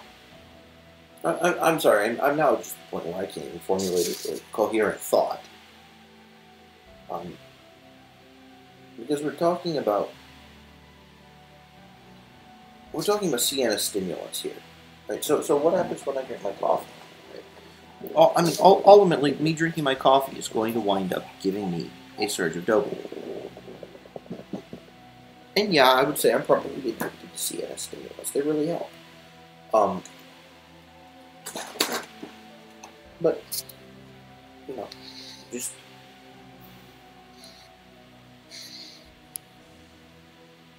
I have this idea that we often wind up over-medicating because we expect... Because everyone expects everyone... In schools, we expect everyone to act like a compliant 120 IQ female. Yeah. Oh, yeah. Exactly. Completely. And yeah, like, ADHD is something that can be handled completely without medicine, and probably, and that would be the best. Well, like, handled in a not cancerous environment. If the environment is completely toxic to having normal interpersonal interactions that we've been having for tens of thousands of years, as completely screwed up by modernity, well, yeah, I suppose it winds up being necessary for, oiling the cogs in the stupid machine, but the stuff So as someone who takes stimulants or who takes ADHD medicine, I can tell, like, I can basically, it comes with, there's advantages that I get when I take it, and there's disadvantages that come completely. So first, one advantage. So here's the thing, and this is why, like, it's better to be able to basically to handle any sort of like ADHD like traits you have with mindfulness and direction and that sort of thing. That is the best way to deal with it in the most healthy way. But like, for example, with school, so for I'm a slower thinker. Essentially, I'm a more thorough, a bit slower, and more creative thinker when I don't have my medicine. I'm much more. Let's see. Well, wait. Let's see. Oh, good. Oh, I forgot you're a mod. You can handle those things. Awesome. Mr. Thorbjornson's here. This is great. Awesome. So yeah, I just said I just clicked on the button or whatever that said show message. I think it's fine. Yeah. And so yeah, essentially, like, basically my detail awareness, the things ADHD makes me act a little bit different than I would normally. It takes me away from my natural predisposition, which to me, kind of means I'm working a little bit less. I'm working less like myself, and I'm probably going to be working a little bit more inefficiently because I'm taking part in processes that aren't necessarily quite intuitive to me. Now that can have an advantage if I'm in a like school.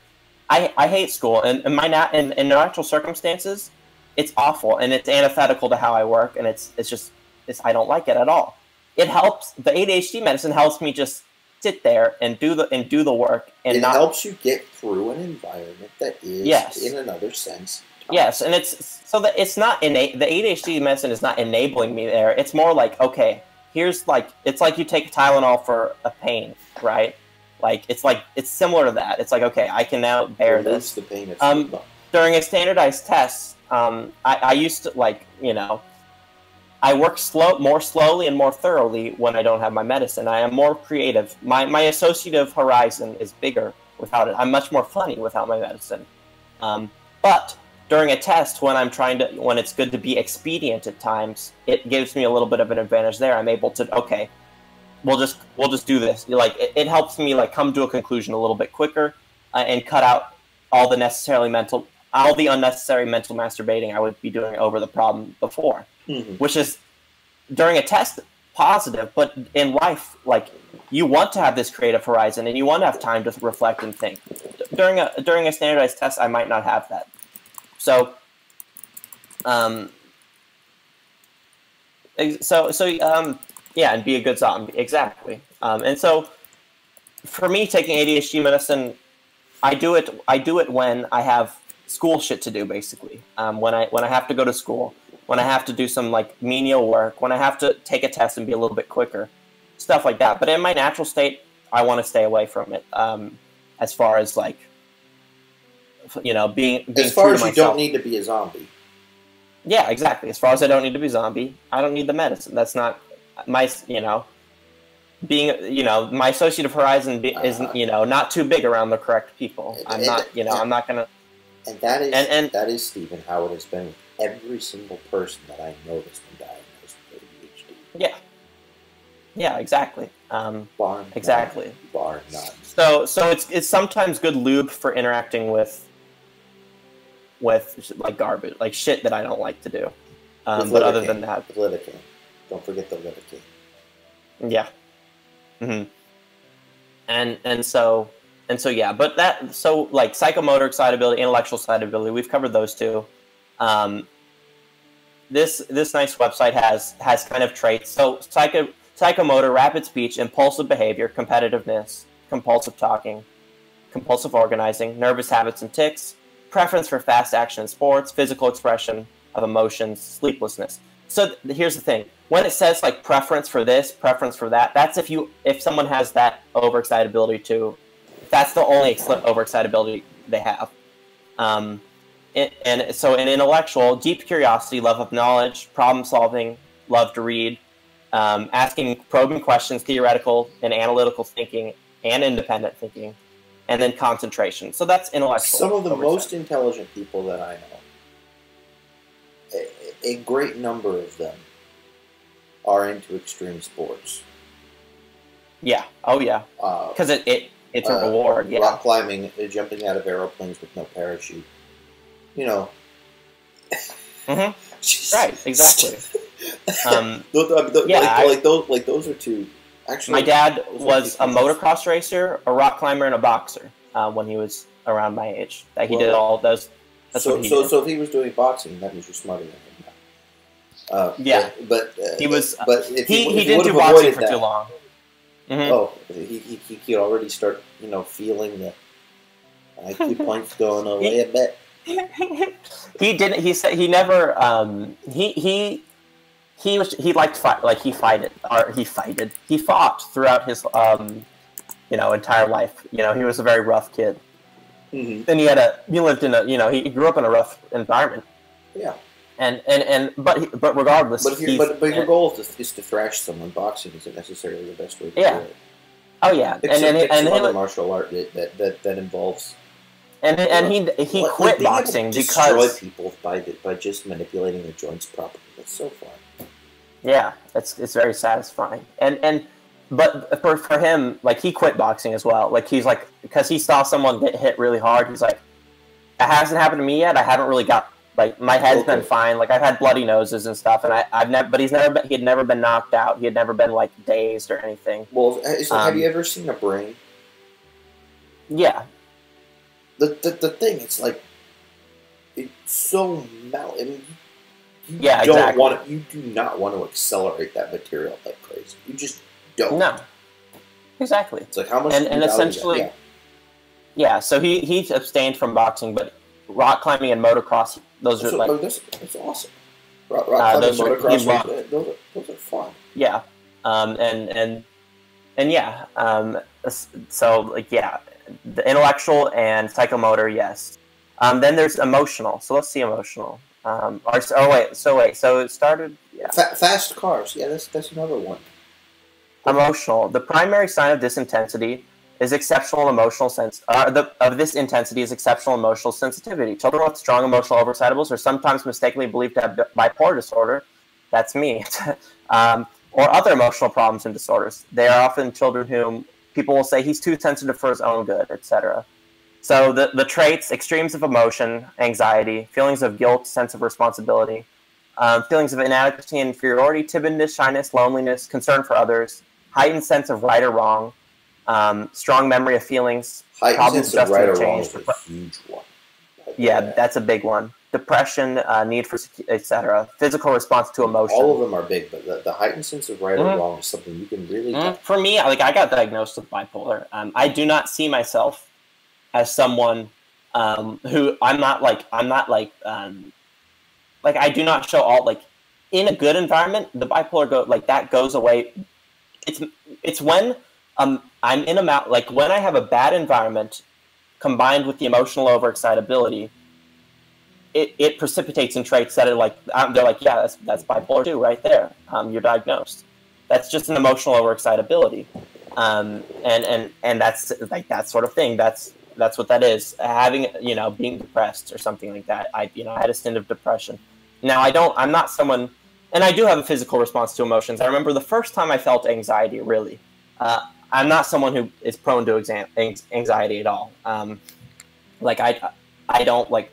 I'm not someone who like worries like that. I'm more prone towards if I'm in a negative environment, depression, and that sort of thing. But I was close to a point. One sec.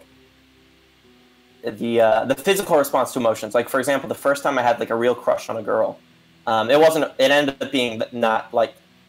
It ended up not being like a real crush. It ended up being way too strong to be a real crush, but I had never really, like, it was kind of more like an infatuation based off insecurity, but that, I'm not going to go into that. But regardless, I had strong feelings for this girl, and I didn't know how to act, and I was, like, worried. Like, I'm not someone who is a worryful person, and I felt anxiety for the first time. And it was, like, I had stomach aches, I was, like feverish, I was, like sweating, and like my skin was breaking out, and like I had just such this physical reaction. I'm like, I've never felt this feeling before. This is awful. Is this what? But that's like the emotional overexcitability taking a hold of the feeling and saying, "Hey." Yeah, but then people will go and minimize that and assume that it's somehow just some normal. This too shall pass thing. And I suppose it does pass in a way, but I think that ultimately the emotional overexcitability is something that many adults or people that are in positions of authority or what have you don't quite understand, and ultimately wind up having very unreasonable expectations of gifted people on account of their misunderstanding or lack of understanding of the entire situation. Exactly, and I told that to my psychiatrist. I was like because I'm prescribed like bipolar meds, and so like I don't, regardless of if I take this medicine or not, it doesn't really change how I feel. Like I don't, like that's the thing is, so like it doesn't change how I think or feel. It really has no effect because I'm not someone who is actually like full-fledged bipolar. I'm someone who has the emotional overexcitability, and then in a negative situation, all these this intensity and this range of emotion will be expressed, and it's not. And there's a reason so someone who has this predilection, like people who are diagnosed with bipolar, on average have 10 points higher verbal IQ.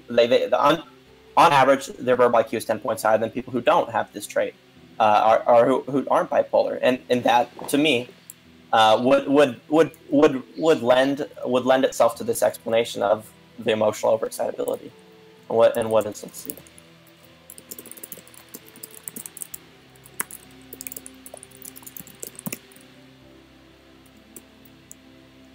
It's actually, yes, I think it is normal to be sex curious. So, I don't think it's weird. Not is it weird? I'm not saying yes to isn't. It's normal. And let's see. And then okay, so then, and when I was young, my emotional overexcitability, frustration. I couldn't handle frustration. Like it would just film. Like I was someone who cried a lot as a kid. That came to like frustrating tasks. I was not someone who could tolerate that. So that's the emotional overexcitability. And let's see. So let's see. We have 2 more to go through. So there's now. So sensual.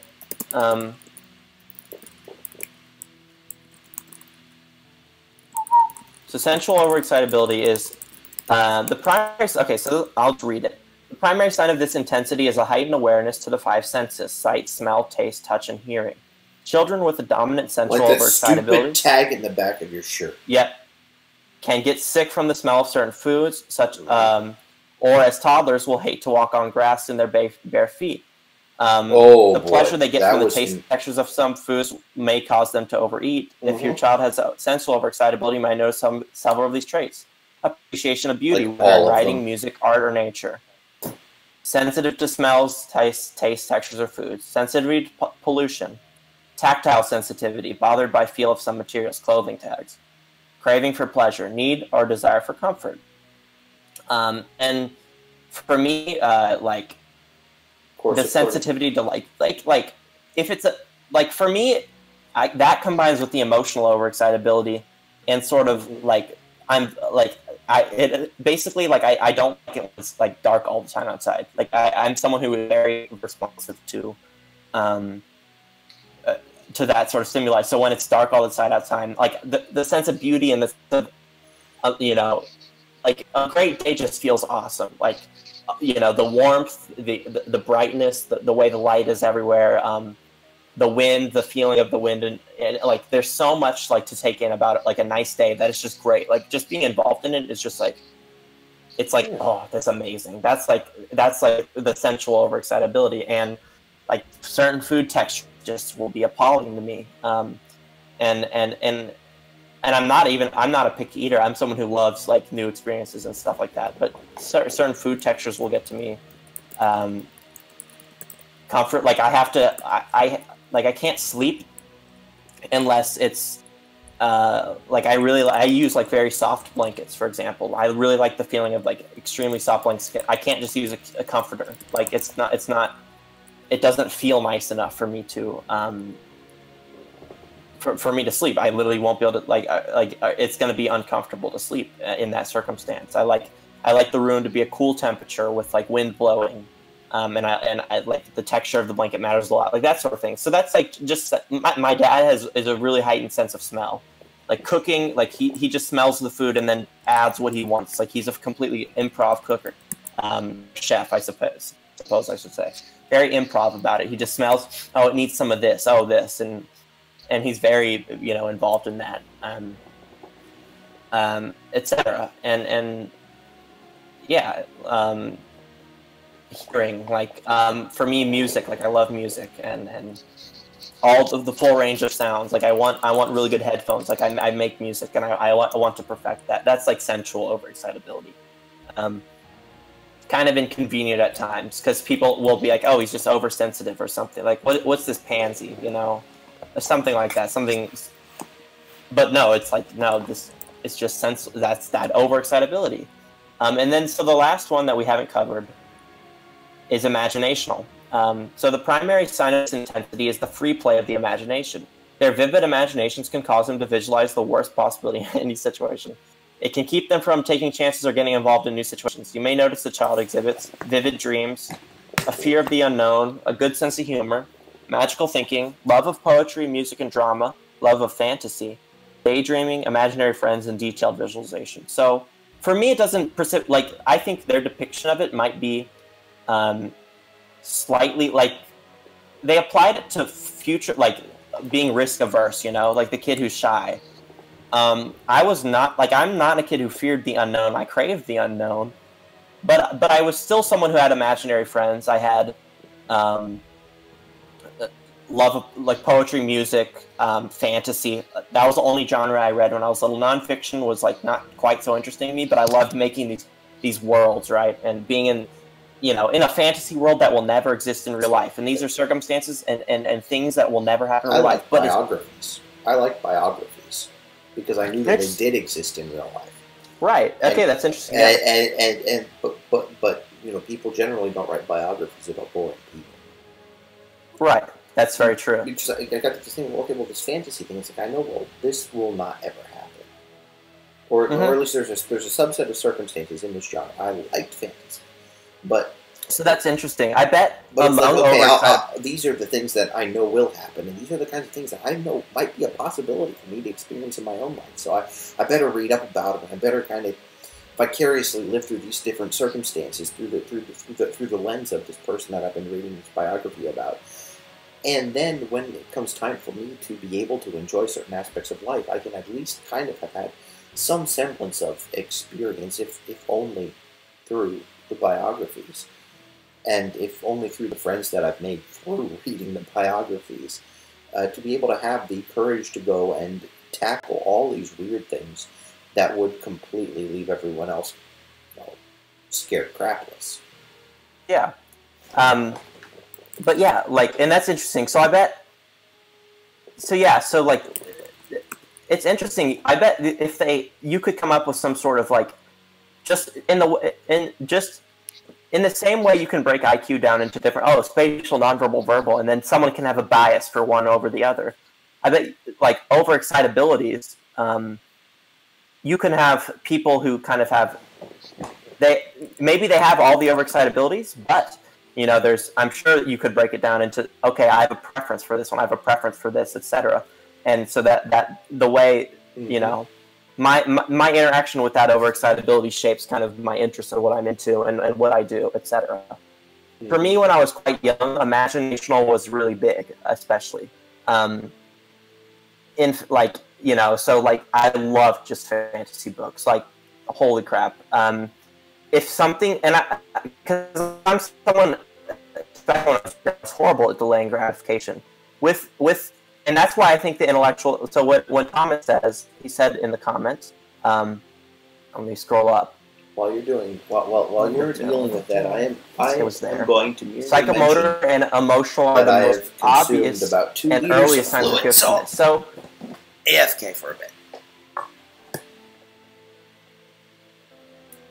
All right. Cool. So yeah, I'll just continue. So when Thomas says that the emotional and the psychomotor are the most obvious, it's because even at a young age, like if you're someone who likes to always be moving, especially at a young age, those traits will be there. Like you'll see that, the kid bouncing around in the chair. And you would be less likely to see that in an adult because they've learned to control that, or to some extent possibly. Or it might be harder to see, but in an adult, that sort of thing could be stifled a little bit. But in a kid who's bouncing around, it's hard for them to control that. Emotional, how someone reacts to other people's emotions, how they react to emotions within themselves. It's something that's kind of like, it's hard to like hide that, especially as a kid. It's like you don't have the foresight to like, you don't have the metacognition to kind of like manage this sort of thing and of others' perception of you. Like you're just being yourself, and so as a kid, your emotional side, how you deal with emotions, that's pretty apparent. The kid who's whining all the time. I think among those as well, sensual, especially like being bothered by materials, texture, taste, etc. That stuff would be quite apparent as a kid as well. But like intellectual, for example, my intellectual overexcitability did not really fully come into fruition until I was a bit older. And when I could delay gratification a little bit more and get into topics deeply, instead of trying to understand everything on the surface right from one exposure. When I was a kid, if I didn't get it all, if I didn't understand it instantly, and I didn't understand the full picture instantly, my mind turned off, and I thought something was wrong, and I would shut off basically, and I didn't go towards like, I wouldn't read long, math textbooks and try to assimilate everything, or like long, what have you. That was not my preference. I was more wanting to, I would much rather indulge my psychomotor excitability and just be in my world and be involved, etc. So the intellectual overexcitability, I think it's something that develops over time, and you'll see it more among older people. Like it comes out fully more within older people generally. Well, now, of course, it can be. You can also, it can obviously manifest itself in more stuff that you have to build.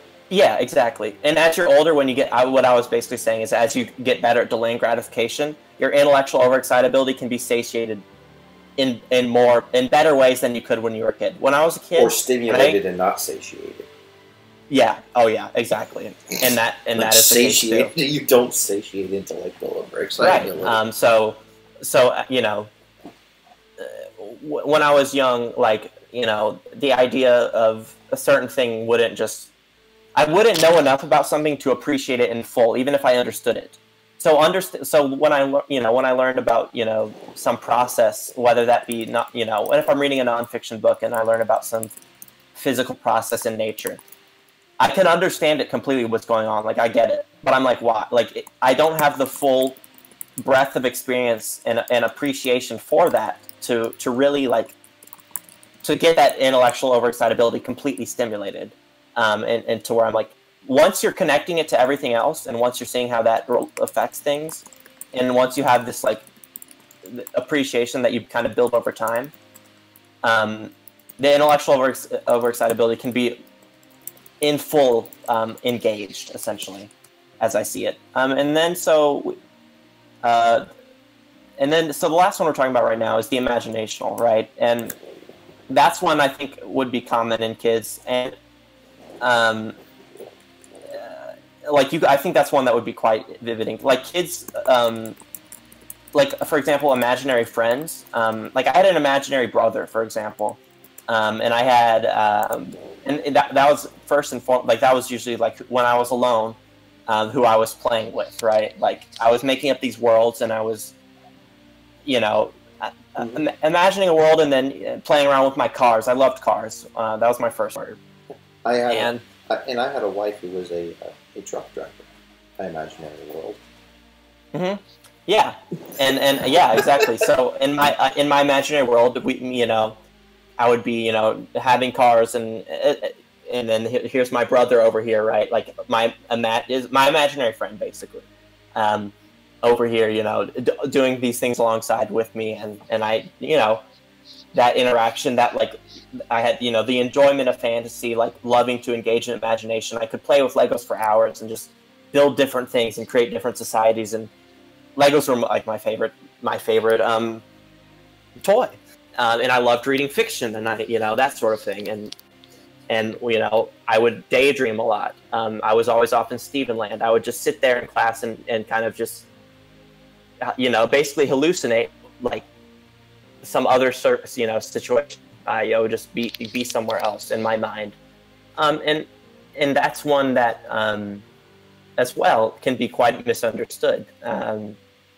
I think it's something that, like, people see it in others and might be like, who is this? What is this twink? What's this sensitive guy? Like, why is this person so weird? Why are they so ungrounded? And it's like, no, it's just that.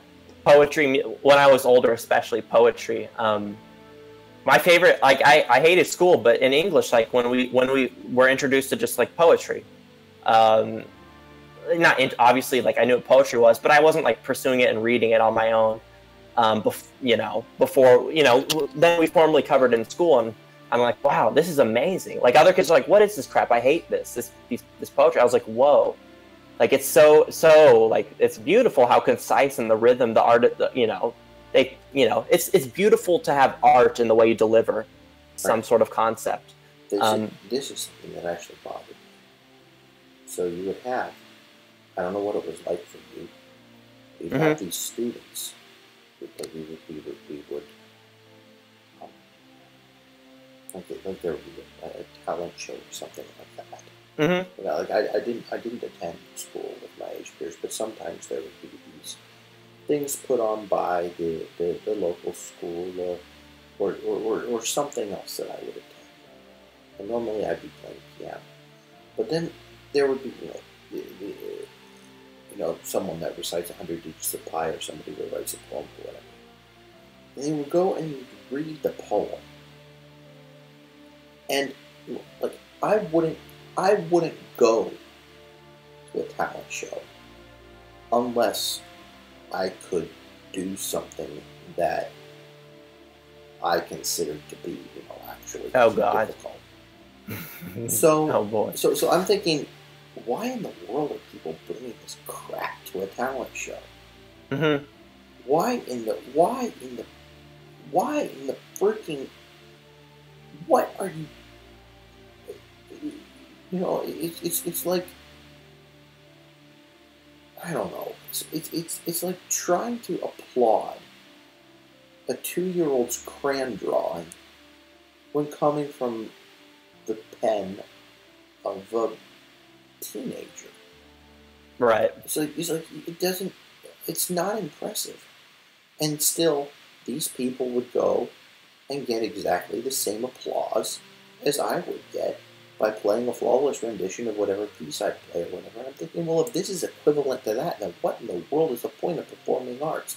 If all you're if all you're going to do is have people, yay, look at my Susie, Right. she did it. She wrote a haiku. Yay, look at my look at this is so Oh my god. This dude wrote a limerick about the way poo smells. Wow, isn't that just something so asinine and stupid? And they go, oh, this is poetry. Oh, I'm so great. Oh, this is music. I'm so great. I learned to play 2 notes on the trombone and. No, Yeah. no, Exactly. no. It's not what a talent show is. But then people get excited and they get happy about it. And it's like, well, I don't want to be horrible. I don't want to be a horrible human being and not be supportive of somebody as they're trying to improve. But then if year in and year out you go and you see the same people going and producing the same unimpressive crap, Mm-hmm. you get to the point of wondering, well, is this actually learning anything? Are they actually doing anything? I mean, if this is the extent that they can appreciate and understand poetry, well, then maybe that explains why they didn't appreciate it in the first place, or why they could think that somehow what they're doing is equivalent to something else because there's a rhyme in it somewhere. Yeah. And yeah, like yeah, that completely makes sense. I don't know. I'm trying to think about talent shows. I just remember I don't know. I thought it was kind of funny. I thought it was funny sometimes. I was like, what is this person doing? Like, they can't sing. Why are they doing that? Well, I thought that too. But my problem was as a child, and this was just my probably something stupid that I was doing. I was quantifying perceived quality by quantity of applause. Oh yeah, that makes sense. So if everyone gets roughly, say 15 to 20 claps, regardless of how good or bad you were, I was actually considering very difficult things as being, from the perspective of society anyhow, equivalent one to another. Mm-hmm. Right. And as Thomas said, there's no incentive for being exceptional. Why in the world, if you're going to get the same applause for a shitty poem versus a flawless rendition of some, 10 or 20 minute piece by Beethoven, it's like, wow, I put in all this extra effort and there's no statistically significant difference in the amount of applause that I got compared to, this dude that picked his nose and wiped his boogers on the wall as an art project. Right. What's the point? Well, exactly. And then it wound up being a question of, okay, well, I can do this for my own personal satisfaction, but even though, when I was 8 years old, they wanted me to go to Juilliard, I didn't value it. I thought, well, this is complete and total horse crap. What am I going to do? Compared to more people painting boogers, am I going to, what is this? And so basically from the time I was 8 to the time I was 11, I got offers. I just never took them because I had lost all desire to do performing arts. It was just, why? Mm-hmm. Why? Right. Why? And knowing what I know now, I might have actually gone. But I still did lose. Had I done that, I would have lost out on building and flying model airplanes, which I really enjoyed a lot more than I did music. But I didn't enjoy music more on account of the reaction that I got compared to. It's like, why in the world did I consider you know, someone, why did I consider the opinion of somebody from Juilliard equivalent to the opinion of some proud parent that's going to applaud no matter what their kiddo does? You know, and that was just stupid and immature of me. Mm-hmm. But, you know, it was something that I did, and I kind of got to live with it. Kind of got to live with the consequences there. But it's... I think something happened about around the time I was, you know, 11, 12, that changed my perspective on a lot of things. And I can safely say that was probably about the... Well, I know that basically first day of college was when my parents started treating me, especially my dad started treating me like an adult. And basically everything prior to that, I can kind of go and go and say, well, that you know, that was just a childish way of looking at it. But yeah, of course, right. But since then, and obviously we know how inconsistent we are, but since then I've seen myself as more or less, in at least certain aspects of life, rather consistent. Right, but these constant things that would just come up during childhood wound up being very, very confusing at times, perturbing, generally. I don't know. They got to me. Yeah. And it's the dumb things that got to me, like when people were actually really hurtful or whatever. You know, I just viewed that as, you know, well, that's a poor reflection on that person. That person just being a poop head. You know, you were able to kind of excuse it. Right. But then when you wind up having something where someone isn't actually being a poop head, but someone's just kind of responding normally to things, and then coming to these realizations about, well, I guess this is how human beings actually are, and then not really liking what you're seeing, those were the worst. Those were considerably worse.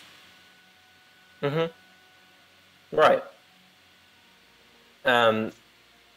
Yeah, Page it's document interesting. on electrons, and for some reason he told you not to read it because it would hurt your brain. What?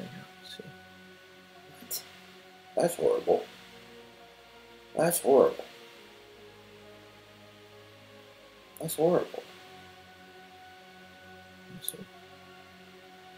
I would say be glad that you're not in...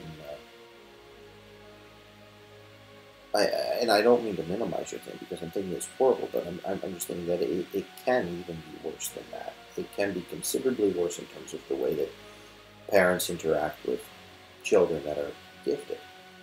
And ultimately finding trusted people to mentor you and to kind of serve as responsible adults in your life. Finding those kinds of people, if your parents can't fit that role, is pretty important. Now, I'd see that. Yep. Okay, I didn't realize that you were just very, very still. Usually you're not that still. Oh, no, yeah, I'm here. Yes. Just stifling my psychomotor excitability and being statuesque. No, but yeah, I'm, you know, it's interesting. At a young age, I was quite self. Like, I felt like I was just constantly in a war with myself, to the point where, like, in the sense that, like, I was so involved with myself and improving and, like, figuring out this, figuring out that. Oh, let's do that. Let's learn this. Let's do that. Oh, that's cool. Go to here. That I wasn't really, other than intuitively, so on an intuitive basis where I'm not consciously considering it, when I was dealing with other people, I wasn't, like, reflecting on, like I could see stark differences, obviously, between me and some other kids, but I wasn't spending time and trying to, like, carefully make conclusions. The one thing is I did not delay gratification. I was not someone, no, I was not making plans, and I just ignored that stuff. So it you know, in some ways that hurt, but in some ways that helped me. kind of deal with like, you know, situations like Matt describes the talent show, like, oh, is that a talent? Like, you know, it's like that, you know, that's like getting applause, like, and that's why being in a developmentally appropriate environment is important, because you know, you won't, you know, in a development, yet for them in that in that paradigm, it's cool that that kid, you know, maybe that is a talent that he, you know, he could, you know, play the trombone. Like maybe most kids can't do that. But for someone who is developmentally precocious in some way or in many ways, it's gonna feel like you're like, what the hell is this? Like it's not gonna make sense. And that kid probably needs to be in an environment where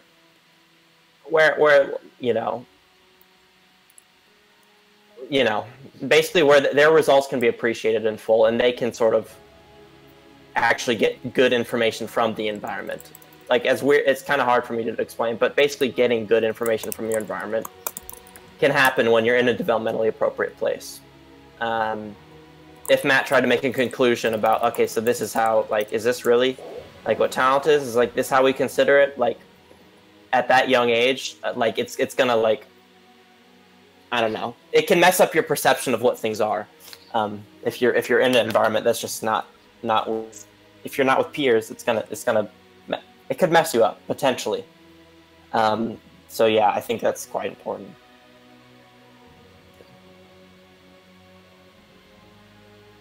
I just gave a razor. I pretty much just gave a razor, Daniel, there. Matt's razor. If you make it through childhood as a PG kid without dying, you're going to be a smart adult. Yep. At least you're going to be capable in whatever you decide you're going to do. Yep. For sure. I know PG people that didn't graduate high school. I know PG people that have, gotten their PhD and have done their postdocs and all the rest of it. I know PG people all across the spectrum. And the fact of the matter is, if you're going to take a handful of PG people and you throw them into a room, you're not gonna. I highly, highly doubt that the one who's highly educated is going to somehow be looking down on the one that isn't. Mm-hmm. That's just not something that I see. Yep. That I see happening, and ultimately, regardless of what formal education you have, unless there's something severely gone wrong, and I'm like, you have to. My dad had an absolutely abysmal upbringing. I would say I had a very good one. It was almost reactionary on the part of my parents to, prevent some of the bad things that happened to my dad from happening to me. But nevertheless, my dad and I wound up turning out very, very similar. And yep. Both of us are apparently incredibly similar to his great uncle. Not my great uncle, but his great uncle. Mm-hmm. And we've had very, very different upbringings. And I know that this is just one case, but this is a pattern that. Because PG kids' upbringings are so very different, because there are still so many stark similarities, mm-hmm. I'd say that those of us that actually do make it either had a good upbringing or are very resilient. Then there are people that don't make it. There are people like Brandon Bremer that just don't make it. They either do something way too risky and they screw up and consequently die, or they do mm-hmm. something knowing full well and that they're going to kill themselves. Yep. Just in order to escape. Mm-hmm. Yeah. Or as certain people's parents would say, because he knew that he wanted to donate his body to help other people. No. That was not at all right. Wait, what did they say? You cut out when you said what they were going to... That, well, I suppose it's all in the public domain. The parents of Brandon Bremer, especially his mom, basically said he killed himself in order to donate his organs. Some kids... Wait, so this happened... Oh my goodness. He was a friend. That happened to your friend? That happened to my friend. That's why I've written so many, at least 3 or 4 pieces on Quora about Brandon Bremer. Like, one was to completely poke holes in when somebody wrote something wrong about him. Because there was this doctored up news article that basically said, oh, he was this kiddo who, well, either way, what his IQ was very, very close to 180. A few points one way or another. And, like, he quit in the middle of one IQ test and then scored like 150 something, and then he took another one later and scored 177.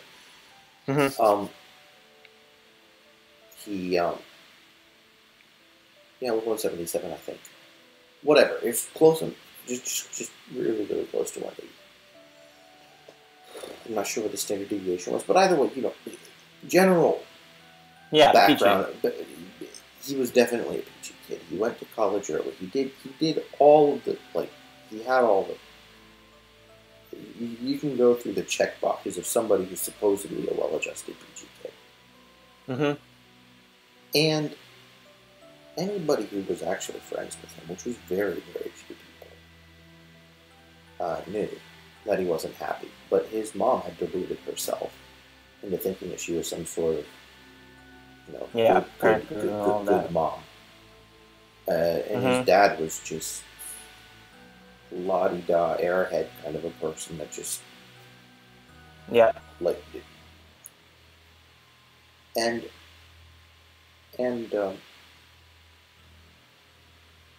his mom had basically, he got involved because he didn't have any stable home. He got involved in a lot of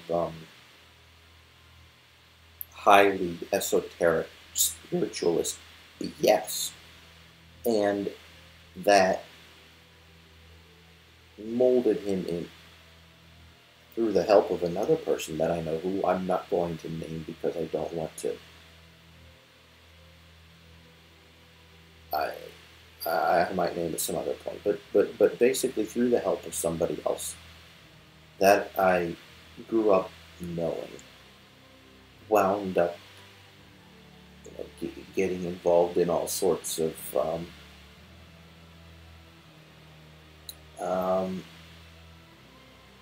nature worship and things of that nature. And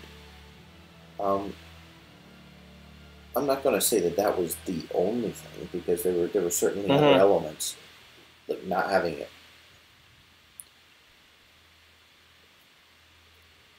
What would you say if your parents said, oh, we're not going to try to parade you around, but then basically never said no to any opportunity to interview you, never shielded you from the limelight at a young age, always were kind of looking to do the whole humble bragging thing where you put something on a pedestal and then you pretend like it's not on a pedestal so that you can be looking like you're effortlessly the best and thinking that you're so clever that nobody's going to see through it, because most people actually don't see through it, except for the people whose opinions actually matter. Well, Brandon was in that situation, and the pressure got to him. The pressure was too much for him. And ultimately, it was the pressure combined with the lack of proper parenting, combined with an easy out. He shot himself. Of course, he did register as an organ donor, and he did shoot himself in such a way that he wouldn't destroy. He didn't shoot himself in the heart. Kept the organ. He very cleanly killed himself. Because, but it was more like one of these things, well, if I can't make use of this, at least somebody else can. But it wasn't that somehow I'm going to kill myself just for someone else. It's, that whole heightened sense of morality that it's like, well, even if I can't put up with this, it could be a pretty bad waste for me to do something with in killing myself. That could, I'm young, I'm healthy otherwise. Let someone else have my stuff. Right. So that was his rationale for killing himself in the way that he did. But the reason behind it was absolutely abysmal parenting, and living in an environment where the parents, I don't think they thought they were actually doing anything wrong. I would say that their intentions were probably pretty good, but they were listening too much to the status monkey.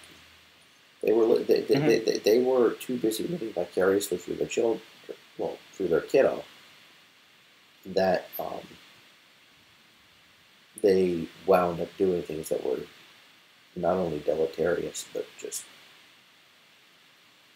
horrible. And I felt for the longest time incredibly guilty, because even though we were on opposite sides of the freaking country, I kept on thinking, well, certainly I could have done more. Certainly there was more I could have said or done.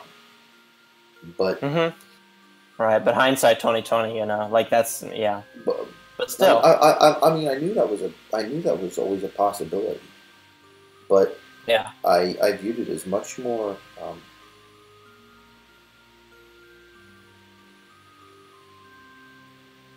Much more unlikely than it actually was. Right, exactly.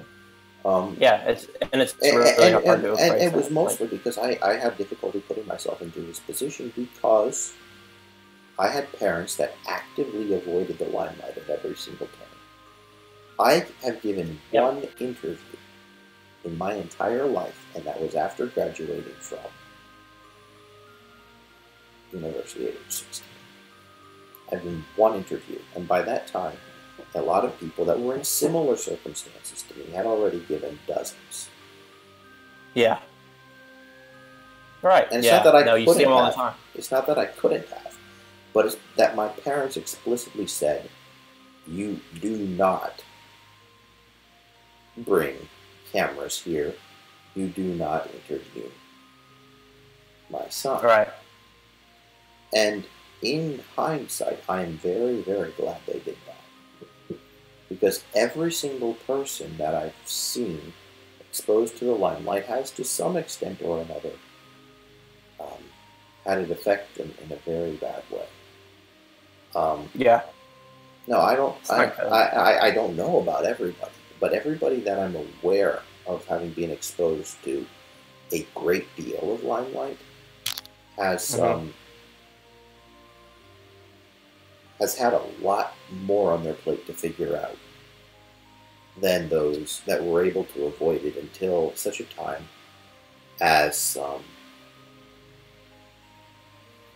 basically everything kind of got sorted out, and they were able to have some modicum of stability. And right. Yeah, I mean, obviously, growing up, you're constantly things are constantly shifting, and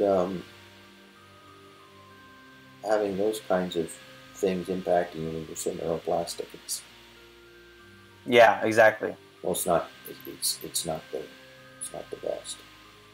No, completely. And that's why, number one, my kids are not getting their IQ tested. Number two, unless they have a very, very compelling reason otherwise, they're not going to regular school. But they will be able to have whatever kinds of healthy interactions you want to have with other kids, with adults, whoever. I don't care, as long as the interaction is healthy. Yeah. As a parent, but I. Yeah, and as a kid, explicitly laying out like differences between this kid and another kid, like between the PG kid and the average kid, all of these things like that. That information, the kid's going to figure these things out as they live, regardless. And giving it that early, like if you tell a PG kid something when they're young, like that, they're going to think, well, why did they say it? Okay, so my mom said my IQ. What does that mean? Like, why is this a big deal, etc.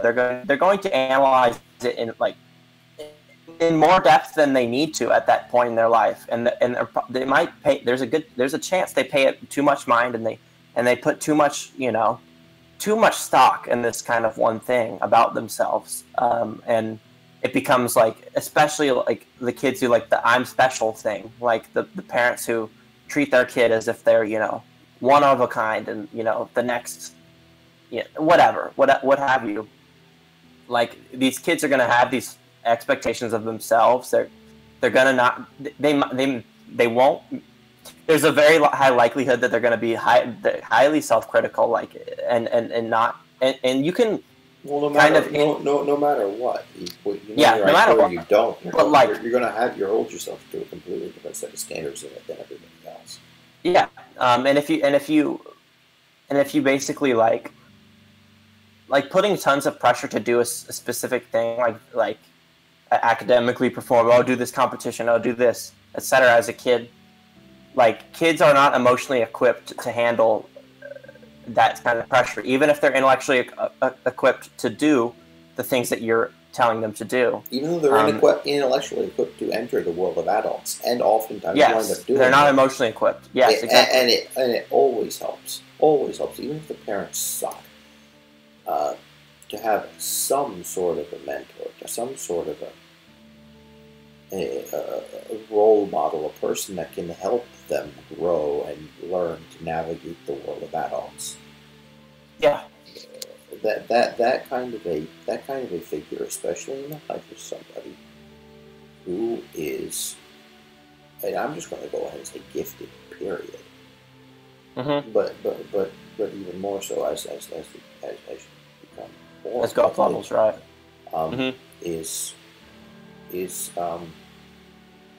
Is important for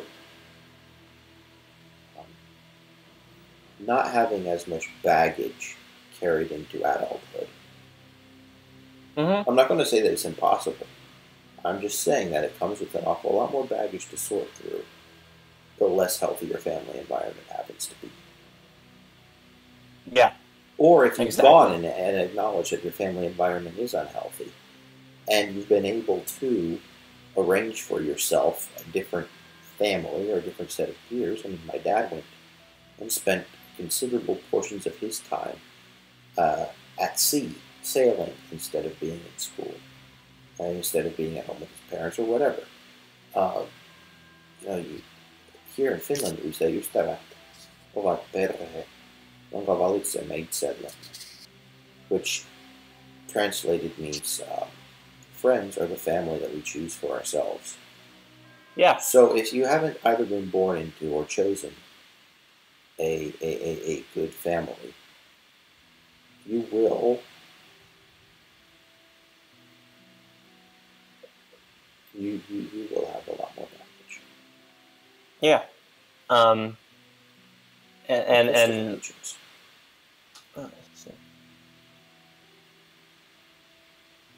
that's very interesting. But yeah, like I'm just extremely lucky. My parents, like, again, I'm, you know, quite ADD, and I have very ADD tendencies, etc. And I and of such PGness combined with this sort of thing, and what, like, you know, asynchronous development becomes like, it becomes very asynchronous, right? Like extremely asynchronous. So, you know, I was a kid of extremes. You know, especially the earlier you go back, I was the less balance would be achieved the farther you go back. Like, you're like this, you know, I'm someone who's very developed in certain areas and others. And then you could think of like as we talk about, like, you know, kids aren't emotionally equipped to deal with these sorts of expectations, even if they are intellectually equipped to actually complete the task. That's something that that's why a mental age doesn't equal actual age. That's why when you look at, you know, a little kid who's PG and maybe is thinking at like someone twice their age, you don't say, oh yeah, that's just like a 16-year-old, isn't it? It's a 16-year-old. No.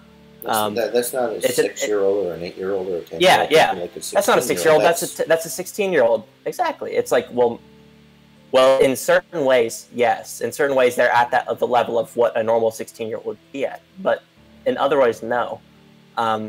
Which is why.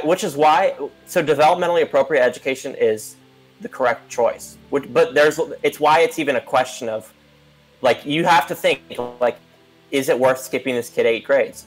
There's still a question there, even though they're intellectually prepared for it. And in the end, it probably is a good idea to skip the kid a lot of grades to be in an intellectual level he's at. And that's with the understanding.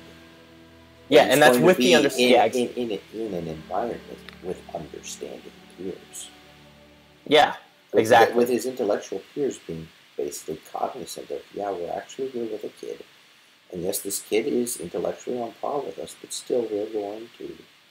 Right, and then to be able to respect him or her for who he or she is as a person, holistically.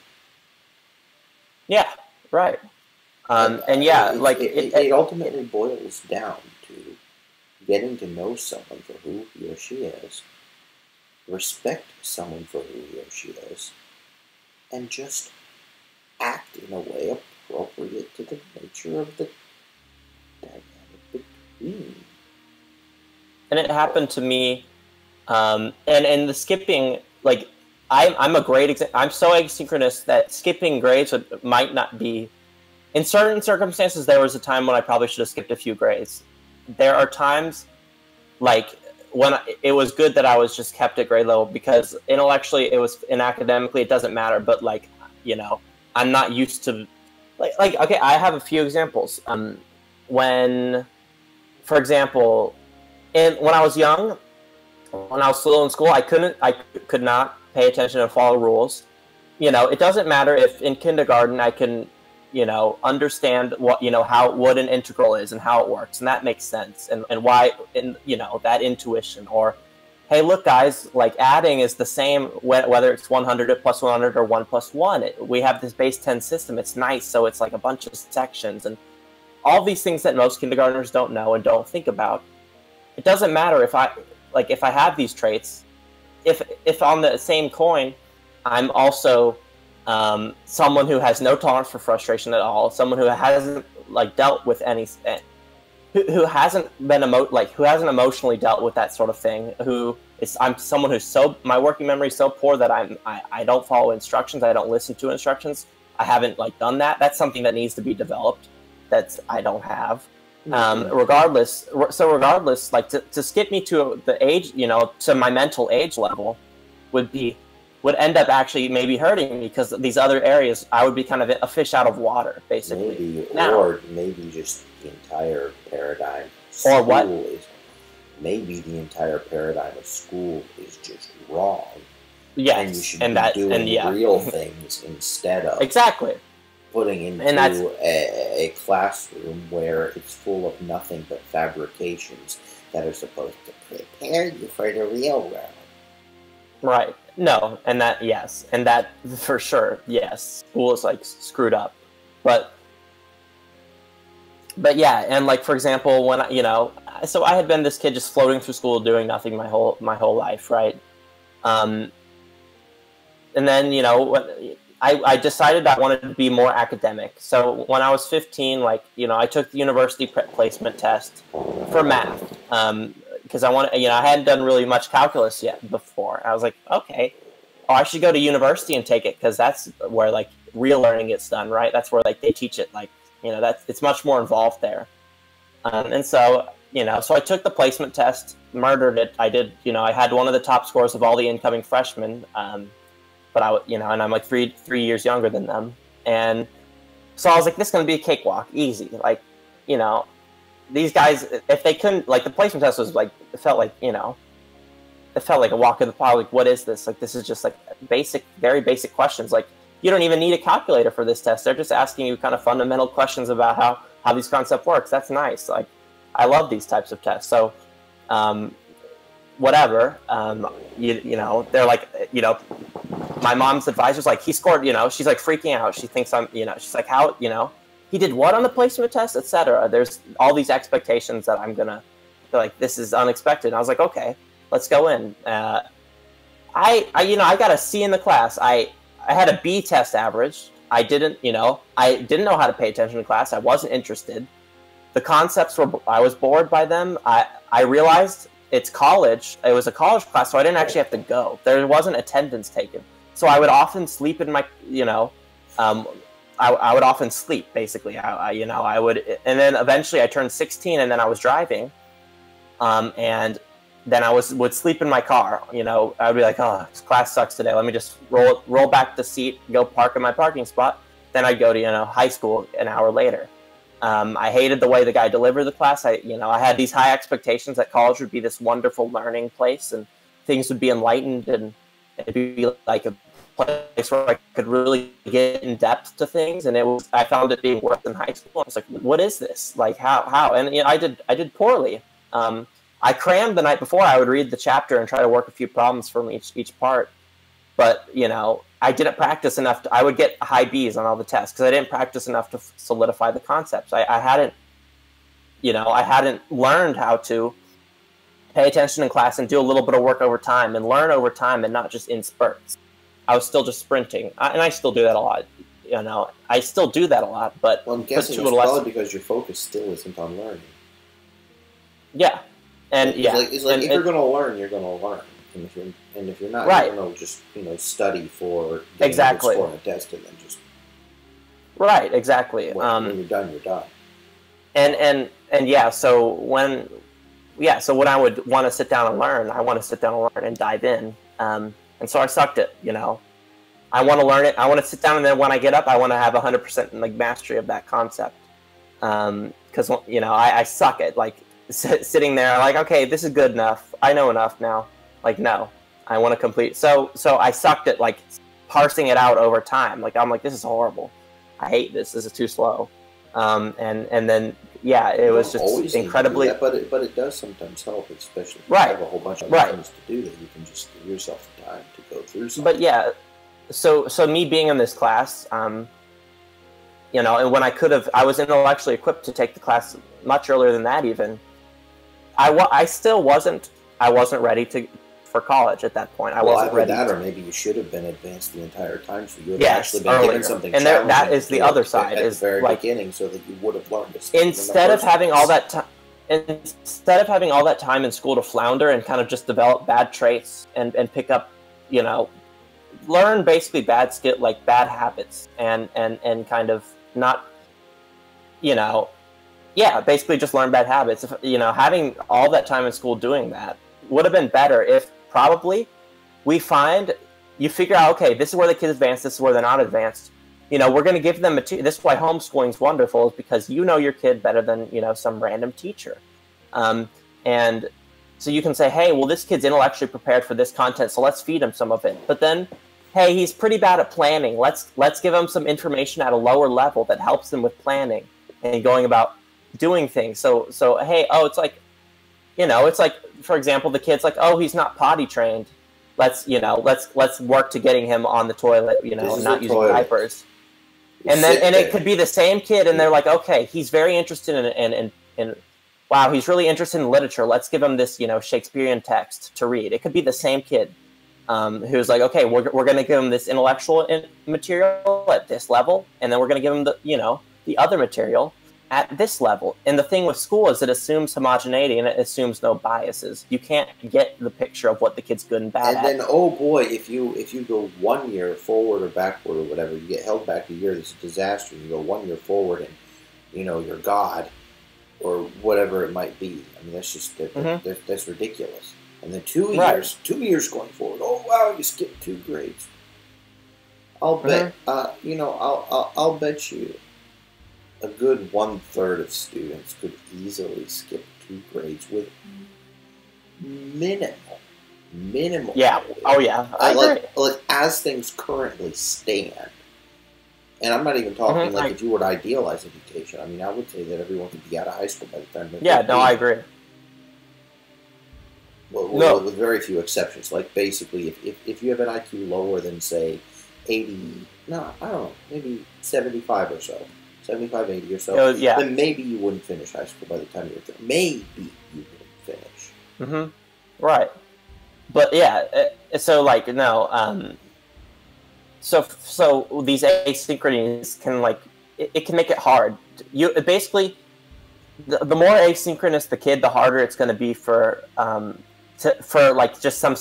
It's the same intuition that says, you know, just general advice is going to be the best for people who are average, because general advice will just fit them, right? Like it's like, you know, so average people can get a lot. They have a larger base of kind of like things that work for them that is like already known. Well, so it's like, okay, well, there's the mainstream, and yeah, generally exactly. there will be industry. Right. Exactly. That's so kind of how it works. Exactly. So when your kid's very asynchronous, so he doesn't really behave just like the PG kids, but he doesn't behave just like the average kids, and he's ADHD, but he doesn't behave like all of those kids at the same time. It's hard to just throw him in school and be like, yeah, that'll work. Like, no. It almost by definition doesn't. Yeah. So exactly. So but by nature, what school is. Yeah, it becomes something that you have to accommodate for. You have to, you know, take the kid and, you know, as a good parent needs to see where they need to develop and go about developing that, probably in a very personalized way. Like, yeah. And that's fine, but you need that is something that's important to be done. Like it just shows, even, you know, like not only did I have the intellectual level, I was better at math than all the, you know, incoming freshmen. Basically, it didn't matter. It didn't matter that sort of thing can get not like you can be over intellectually equipped for a class and still do poorly in it because of these other things. So it wasn't a situation where it's like, oh, he should have been skipped. He should have skipped a class, but should have been maybe a little bit less than going up, you know, 3 years. Like, no, these skills needed to be developed by this time. By that age, by 15, I should have had developed those skills. And if I was in a developmentally appropriate environment, I would have developed those skills. Because you would have been in a developmentally appropriate environment. By definition, that was what happens in a development. Oh. Mm-hmm. Can you say that again? You said I would have, because you might have said adapted or something. I said you would have developed the appropriate skills in a developmentally appropriate environment because it is a developmentally appropriate environment. Wow. Who would have thought that? No, right. Exactly. And that's the thing. I would have, like, these traits, like, for example, like bad habits like procrastinating. Procrastinating, by the way, in itself is not like necessarily a bad thing. If the task is easy and you understand it to be easy and it doesn't really matter when you do it, if you need that last second, okay, I'm going to complete the busy work the night before because that's fine. But if your only strategy and your only approach to information is a cramming way and you don't know how to learn over time very well, that's something that needs to be corrected. And especially, it's good to address problems early, because problems over time become habits. And then it's a habitual problem, which is by definition, harder to deal with than a problem that, oh, you messed up here, correct it, and then do this. And here's the thing, we will adapt quickly. It just, like, you know, when my parents were like, hey, you need to be potty trained or you're not going to hang out with your friends, I did it instantly. It wasn't like, oh, how do I use the toilet? It's like, oh, God, now I see the reason to do that. Now I'm doing it. Mm-hmm. If I was given information that's like, hey, I don't get this right away, but, you know, I'm still capable of learning it. Hey, like, maybe try to practice, you know, going over it over time, you know, assimilating it from here, you know, reading more about the subject, things like that. Basically expanding my toolbox of what to do when I don't understand something, and how to approach information. Like, what are healthy study habits, basically? Like, by giving me, you know, by putting me in a situation where I need those early, I would have developed those traits and then strengthened them by the time I'm old, you know, by the time I'm college age. And then, you know, that would be great. Emotionally and with people, I was actually socially was an area I was quite strong in. As, like, you know, I am I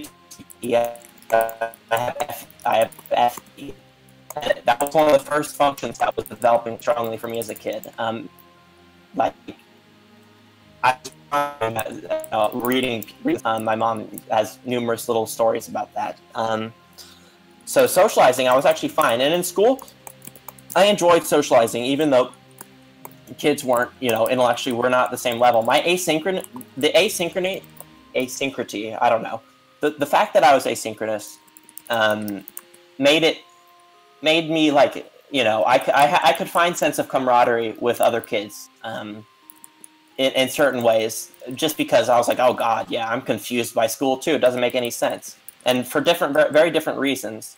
And then, we have that kind of shared experience. And then with the imaginational overexcitability, I can have, these vivid worlds I'm playing in and be very comfortable and very basically very intellectually satisfied, even if I don't have, the best social group that's at my level at that kid. Like, as a kid, it's fun to be a kid and just be involved. So that's kind of in response to Daniel's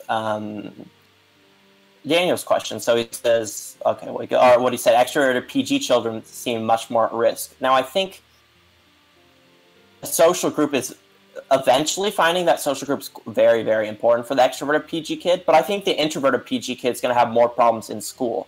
Like, I love just being extroverted, so just having, so with I wasn't the kid, like, if I'm introverted, not only do I not have a predisposition to, interact with these kids, but if I'm fundamentally very different from them, like, an introverted kid's going to just go more introverted, and they're going to, like, why would I hang out with those kids? For me as an extrovert, I'm like, oh, let's play with kids. Let's hang out with these people. Let's do stuff together.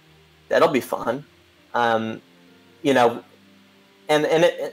one fun thing about what kids do is kids do lots of imaginational play. Having the imaginational overexcitability helps me like kind of indulge those childlike,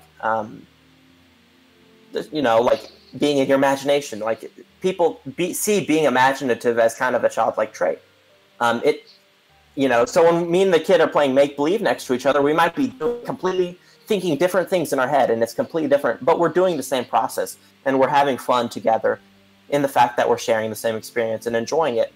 And now, so like, playing tetherball or playing kickball with kids, like, I'm going to have fun doing that regardless of my intellect. So it makes sense for a PG... Airsoft and BB guns, those kinds of things. Yeah. For a PG kid, they can, with particularly intellectual topics, you might need to, all right, we're gonna throw them ahead a few years. Let's give them the material at this level, and then on the same vein, they might just be playing kickball with other kids their age, and that's a fun way for them to socialize with people their age and not become a socially isolated person. It's just having, okay, now we can do these regular people things too, and we'll do those together, and then we'll just take them out, and accommodate them precisely for the things that they're so advanced in. That's like a great way to approach it. And so but there is no like block approach. There's no like one solution. One size fits all is like just not going to happen. You have to accommodate to the particular kid that you get, and we can, like, it's like, oh, he skipped a test and he's supposed to do well. Oh, in this subject, like, oh, you're taking this subject this at this time, like, it could just fall on its face, regardless of if it's, just because of that the asynchronous development, and so it makes it really difficult, actually, to get proper educational environments for especially PG kids. But like, it's something that's very, very, very important, especially for a PG kid who is so intellectually malleable and so impressionable, and like, it's just easy. It would be, so sensitive to things. It's really easy to like mess that up, right? Like, and Shulamit Wadowski, she does a lot of stuff on gifted. She does a lot of works with gifted people. On Quora, particularly PG people, and she describes it as the computers that they sent to the moon, for example. When like in the rocket that went to the moon or whatever, what have you, they were more primitive than the most advanced computers at the time, and you would expect the computer going to the moon to be the most sophisticated thing we could possibly come up with. What the problem was, the sophisticated technology was more fragile. So sending it to it would likely break, while the more mechanical, the older, more mechanical approach was hardier and it could still complete the task, adequately, but it was hardier. So sending it to them, it wasn't going to break, more reliable, and that's kind of and that's a really great analogy for gifted kids. While they could be more capable in certain areas, they're a little bit more fragile. So their development, depending, could be a lot more fragile. Versus a tank. What do you put in an F1 car? How, when you take care of an F1, so you need to be very careful about their environment, and not necessarily careful in the overprotective parent sense, but careful about what sort of opportunities you're giving to them and stuff, and where they're going. It's more important for them because for the average person, they just fit in, right? Just send them to school. It's not the best for them, obviously, because school is not the best for anyone. But they'll get something out of school. They'll be with their school will be nowhere near as deleterious for them. Yeah, it won't. For someone who's PG, for example. Exactly, or even HG plus, and exactly. And so with the very high impressionability, that also adds to kind of the you need to be very careful about what you do with this kid, because they're perceiving things in a very intense way, and they're gonna make they could F themselves up by perceiving things in the wrong way and just feeling really strongly. It's just more receptive things are just it's like shining the bright flashlight at an owl or something, or something with very good eyesight. let me just play my dog whistle around a dog. That's why it's a dog whistle. That's we're not receptive to that very well. Maybe some people can hear dog whistles, but in general that doesn't bother us. If you play it to a dog though, it's not comfortable for them. And then there's that oh, he's a pansy, oh, he's oversensitive, all these kind of things. Those sorts of things can be perpetuated because it's no, it's just when you're receiving more, there's a larger likelihood for sensory overload or for something to fuck up. So I'm sure the point has been delivered, but yeah. Exactly. So interesting question. So. How challenging is school meant to be? Interesting. Yeah. And you can't answer that question with a definitive thing. School is not meant to be challenging or not challenging. It's meant to, ship children away from parents so parents can go and work jobs in between the hours of 8 and 4. And,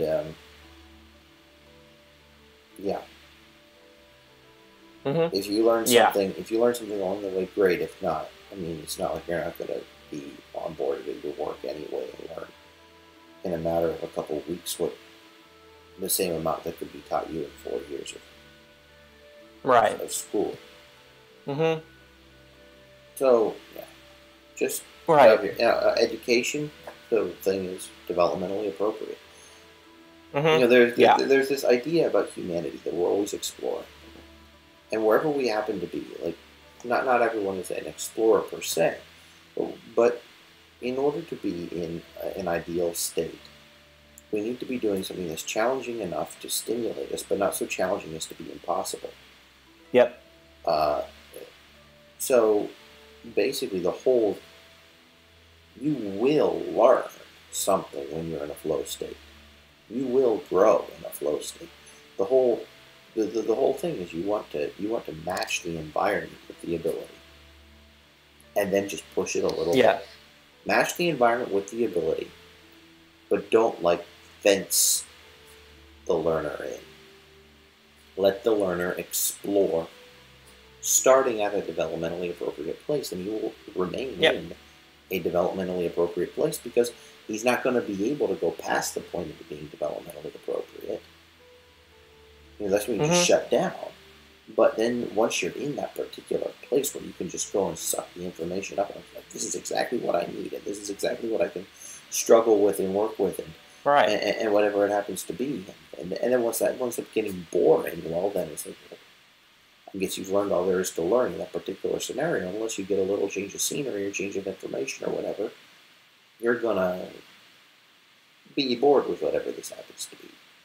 Yeah, for sure. Which means you could easily turn that into a career, and then learn new things in your own spare time, and then decide, well, I'm going to go and pivot around here and use the stuff that I've done in my spare time to improve my situation, or you can go and get into a career that allows for professional growth and so on throughout the course of your career, and then kind of use this environment as an opportunity to steer yourself through developmentally appropriate education for you throughout the course of the rest of your life. But just, if you seek those opportunities, whether at work or at play,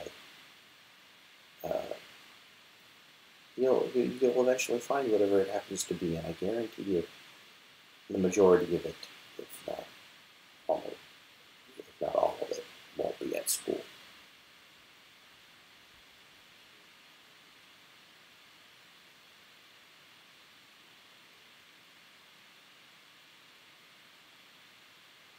Yeah. It's for me, like, you should just be, when you get the material given to you, you should be learning something out of it, and not just something's like pedantic. Like, you should be like understanding something new and figuring things out maybe in a new light, like when you're being educated. So it's not like if you have a bunch of new vocabulary, and let's say that it's something completely arbitrary. Let's say that it's the names of anatomical structures in the body. Well, then learn it in the context of some relevant, biomechanical or physiological problem. Go work in a freaking lab, and then get thrown into the pool where they sink or swim. Learn the names of this stuff, or don't know how to talk with your lab mates. Well, I guess I'm going to learn the stuff. Exactly. And that's a wonderful one. And that it's a difficult task, but finding learning experiences where you learn these kind of pedantic things about it that you just have to know in a significant context, something that actually gives what you're doing some significance. Yeah, exactly. Then you have skin in the game. You have a good reason to do it. If I fail, I'm going to lose out on this opportunity. If I succeed, I'm going to get this. Woohoo! Yay! Now I can learn. Yeah. Now I have an incentive to learn. I can grow. And ultimately, it's a question of being the person that, shall we say, deserves to have what it is you're aiming to get. Right. You just need to make yourself into that person. There isn't. Exactly. There's no other way around it. And yeah, like for me, the task of learning a bunch of vocab words seemed like, God, I hate rote memorizing. And that's the thing, I'm not going to rote memorize. I was silly to say that, but I saw the task of learning a bunch of words kind of like rote memorizing. But once I had a reason I was like, hey, I need to know these words for the GRE. Hey, it'll make me a better communicator. It's going to improve my writing. It's, I'm going to be better at understanding as well. It's like, hey, this is actually really fun as well. Like, wow, I like learning new words. Like, it's fun to use these new words that I now know, that I didn't before, and see them everywhere. And now, it's a part of my thinking. I've changed my thinking process. I'm like, hey, that word, and like. So in the past week, I probably learned 500 words. But in the first half of the week, I didn't, I kind of stopped. I just did some review, and then I was busy with other things. But probably half of those words are already a part of my active vocabulary, and I'm not using, I find myself using them, and I wouldn't have before. It's because you knew that actually having this being functional, there was actually some. And not only that, and the wonderful part about it, not only that is I have people I can use and practice these words with, so I can say them and not have some social repercussion. Before, when I was younger, to learn a bunch of words that I had a higher vocab. You can look smarter than me. Right, exactly. It's not going to help. like there's almost no there's no social utility to knowing these words, and I wouldn't. I just didn't know them. It wasn't important to me. I dumbed down my vocabulary. I deliberately stopped using certain words, even certain ways of phrasing myself, to simplify what's coming out of my mouth in order to make it more accessible, so that people wouldn't go and constantly be accusing me of trying to act superior or whatever else they would accuse me of. And I still haven't recovered from it.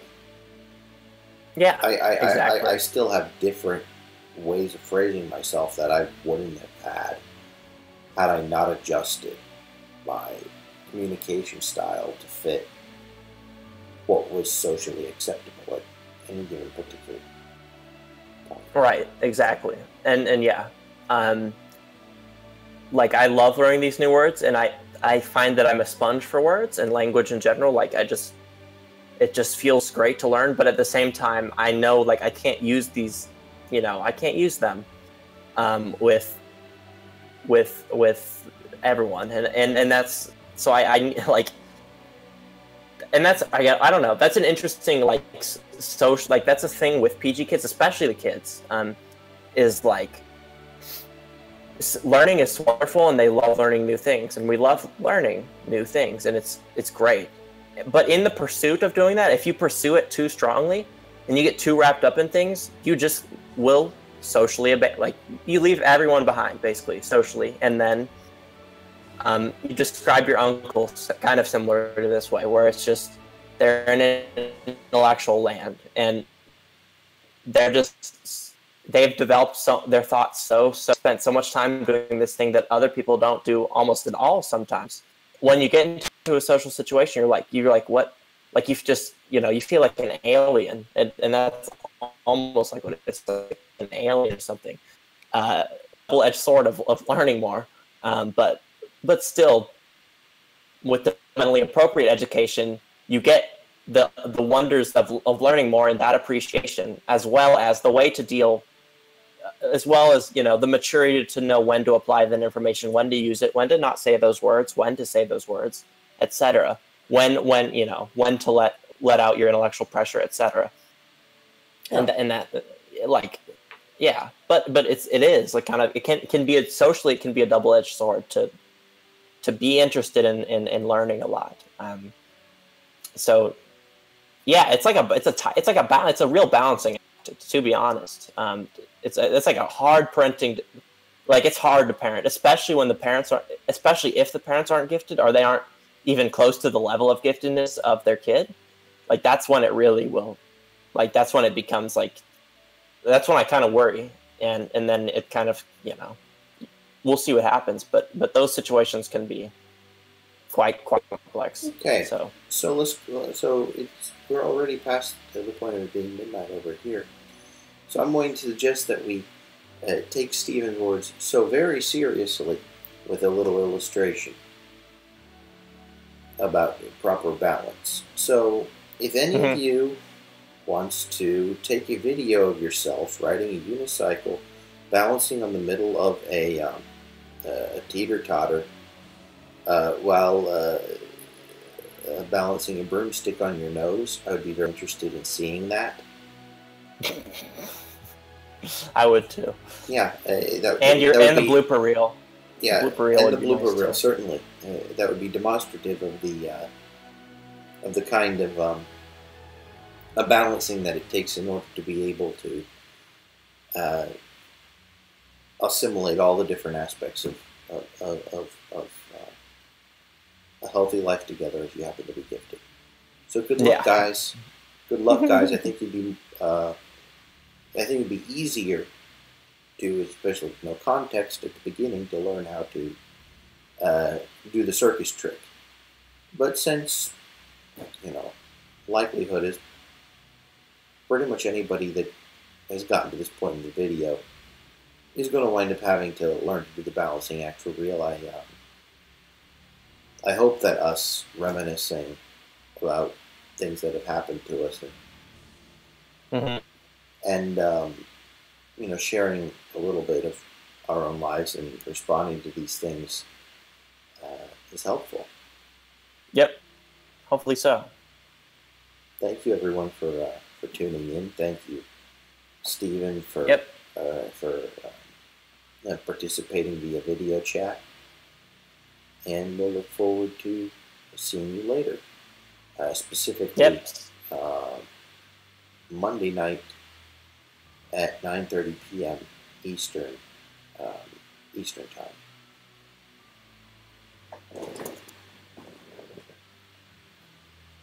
Thank you, and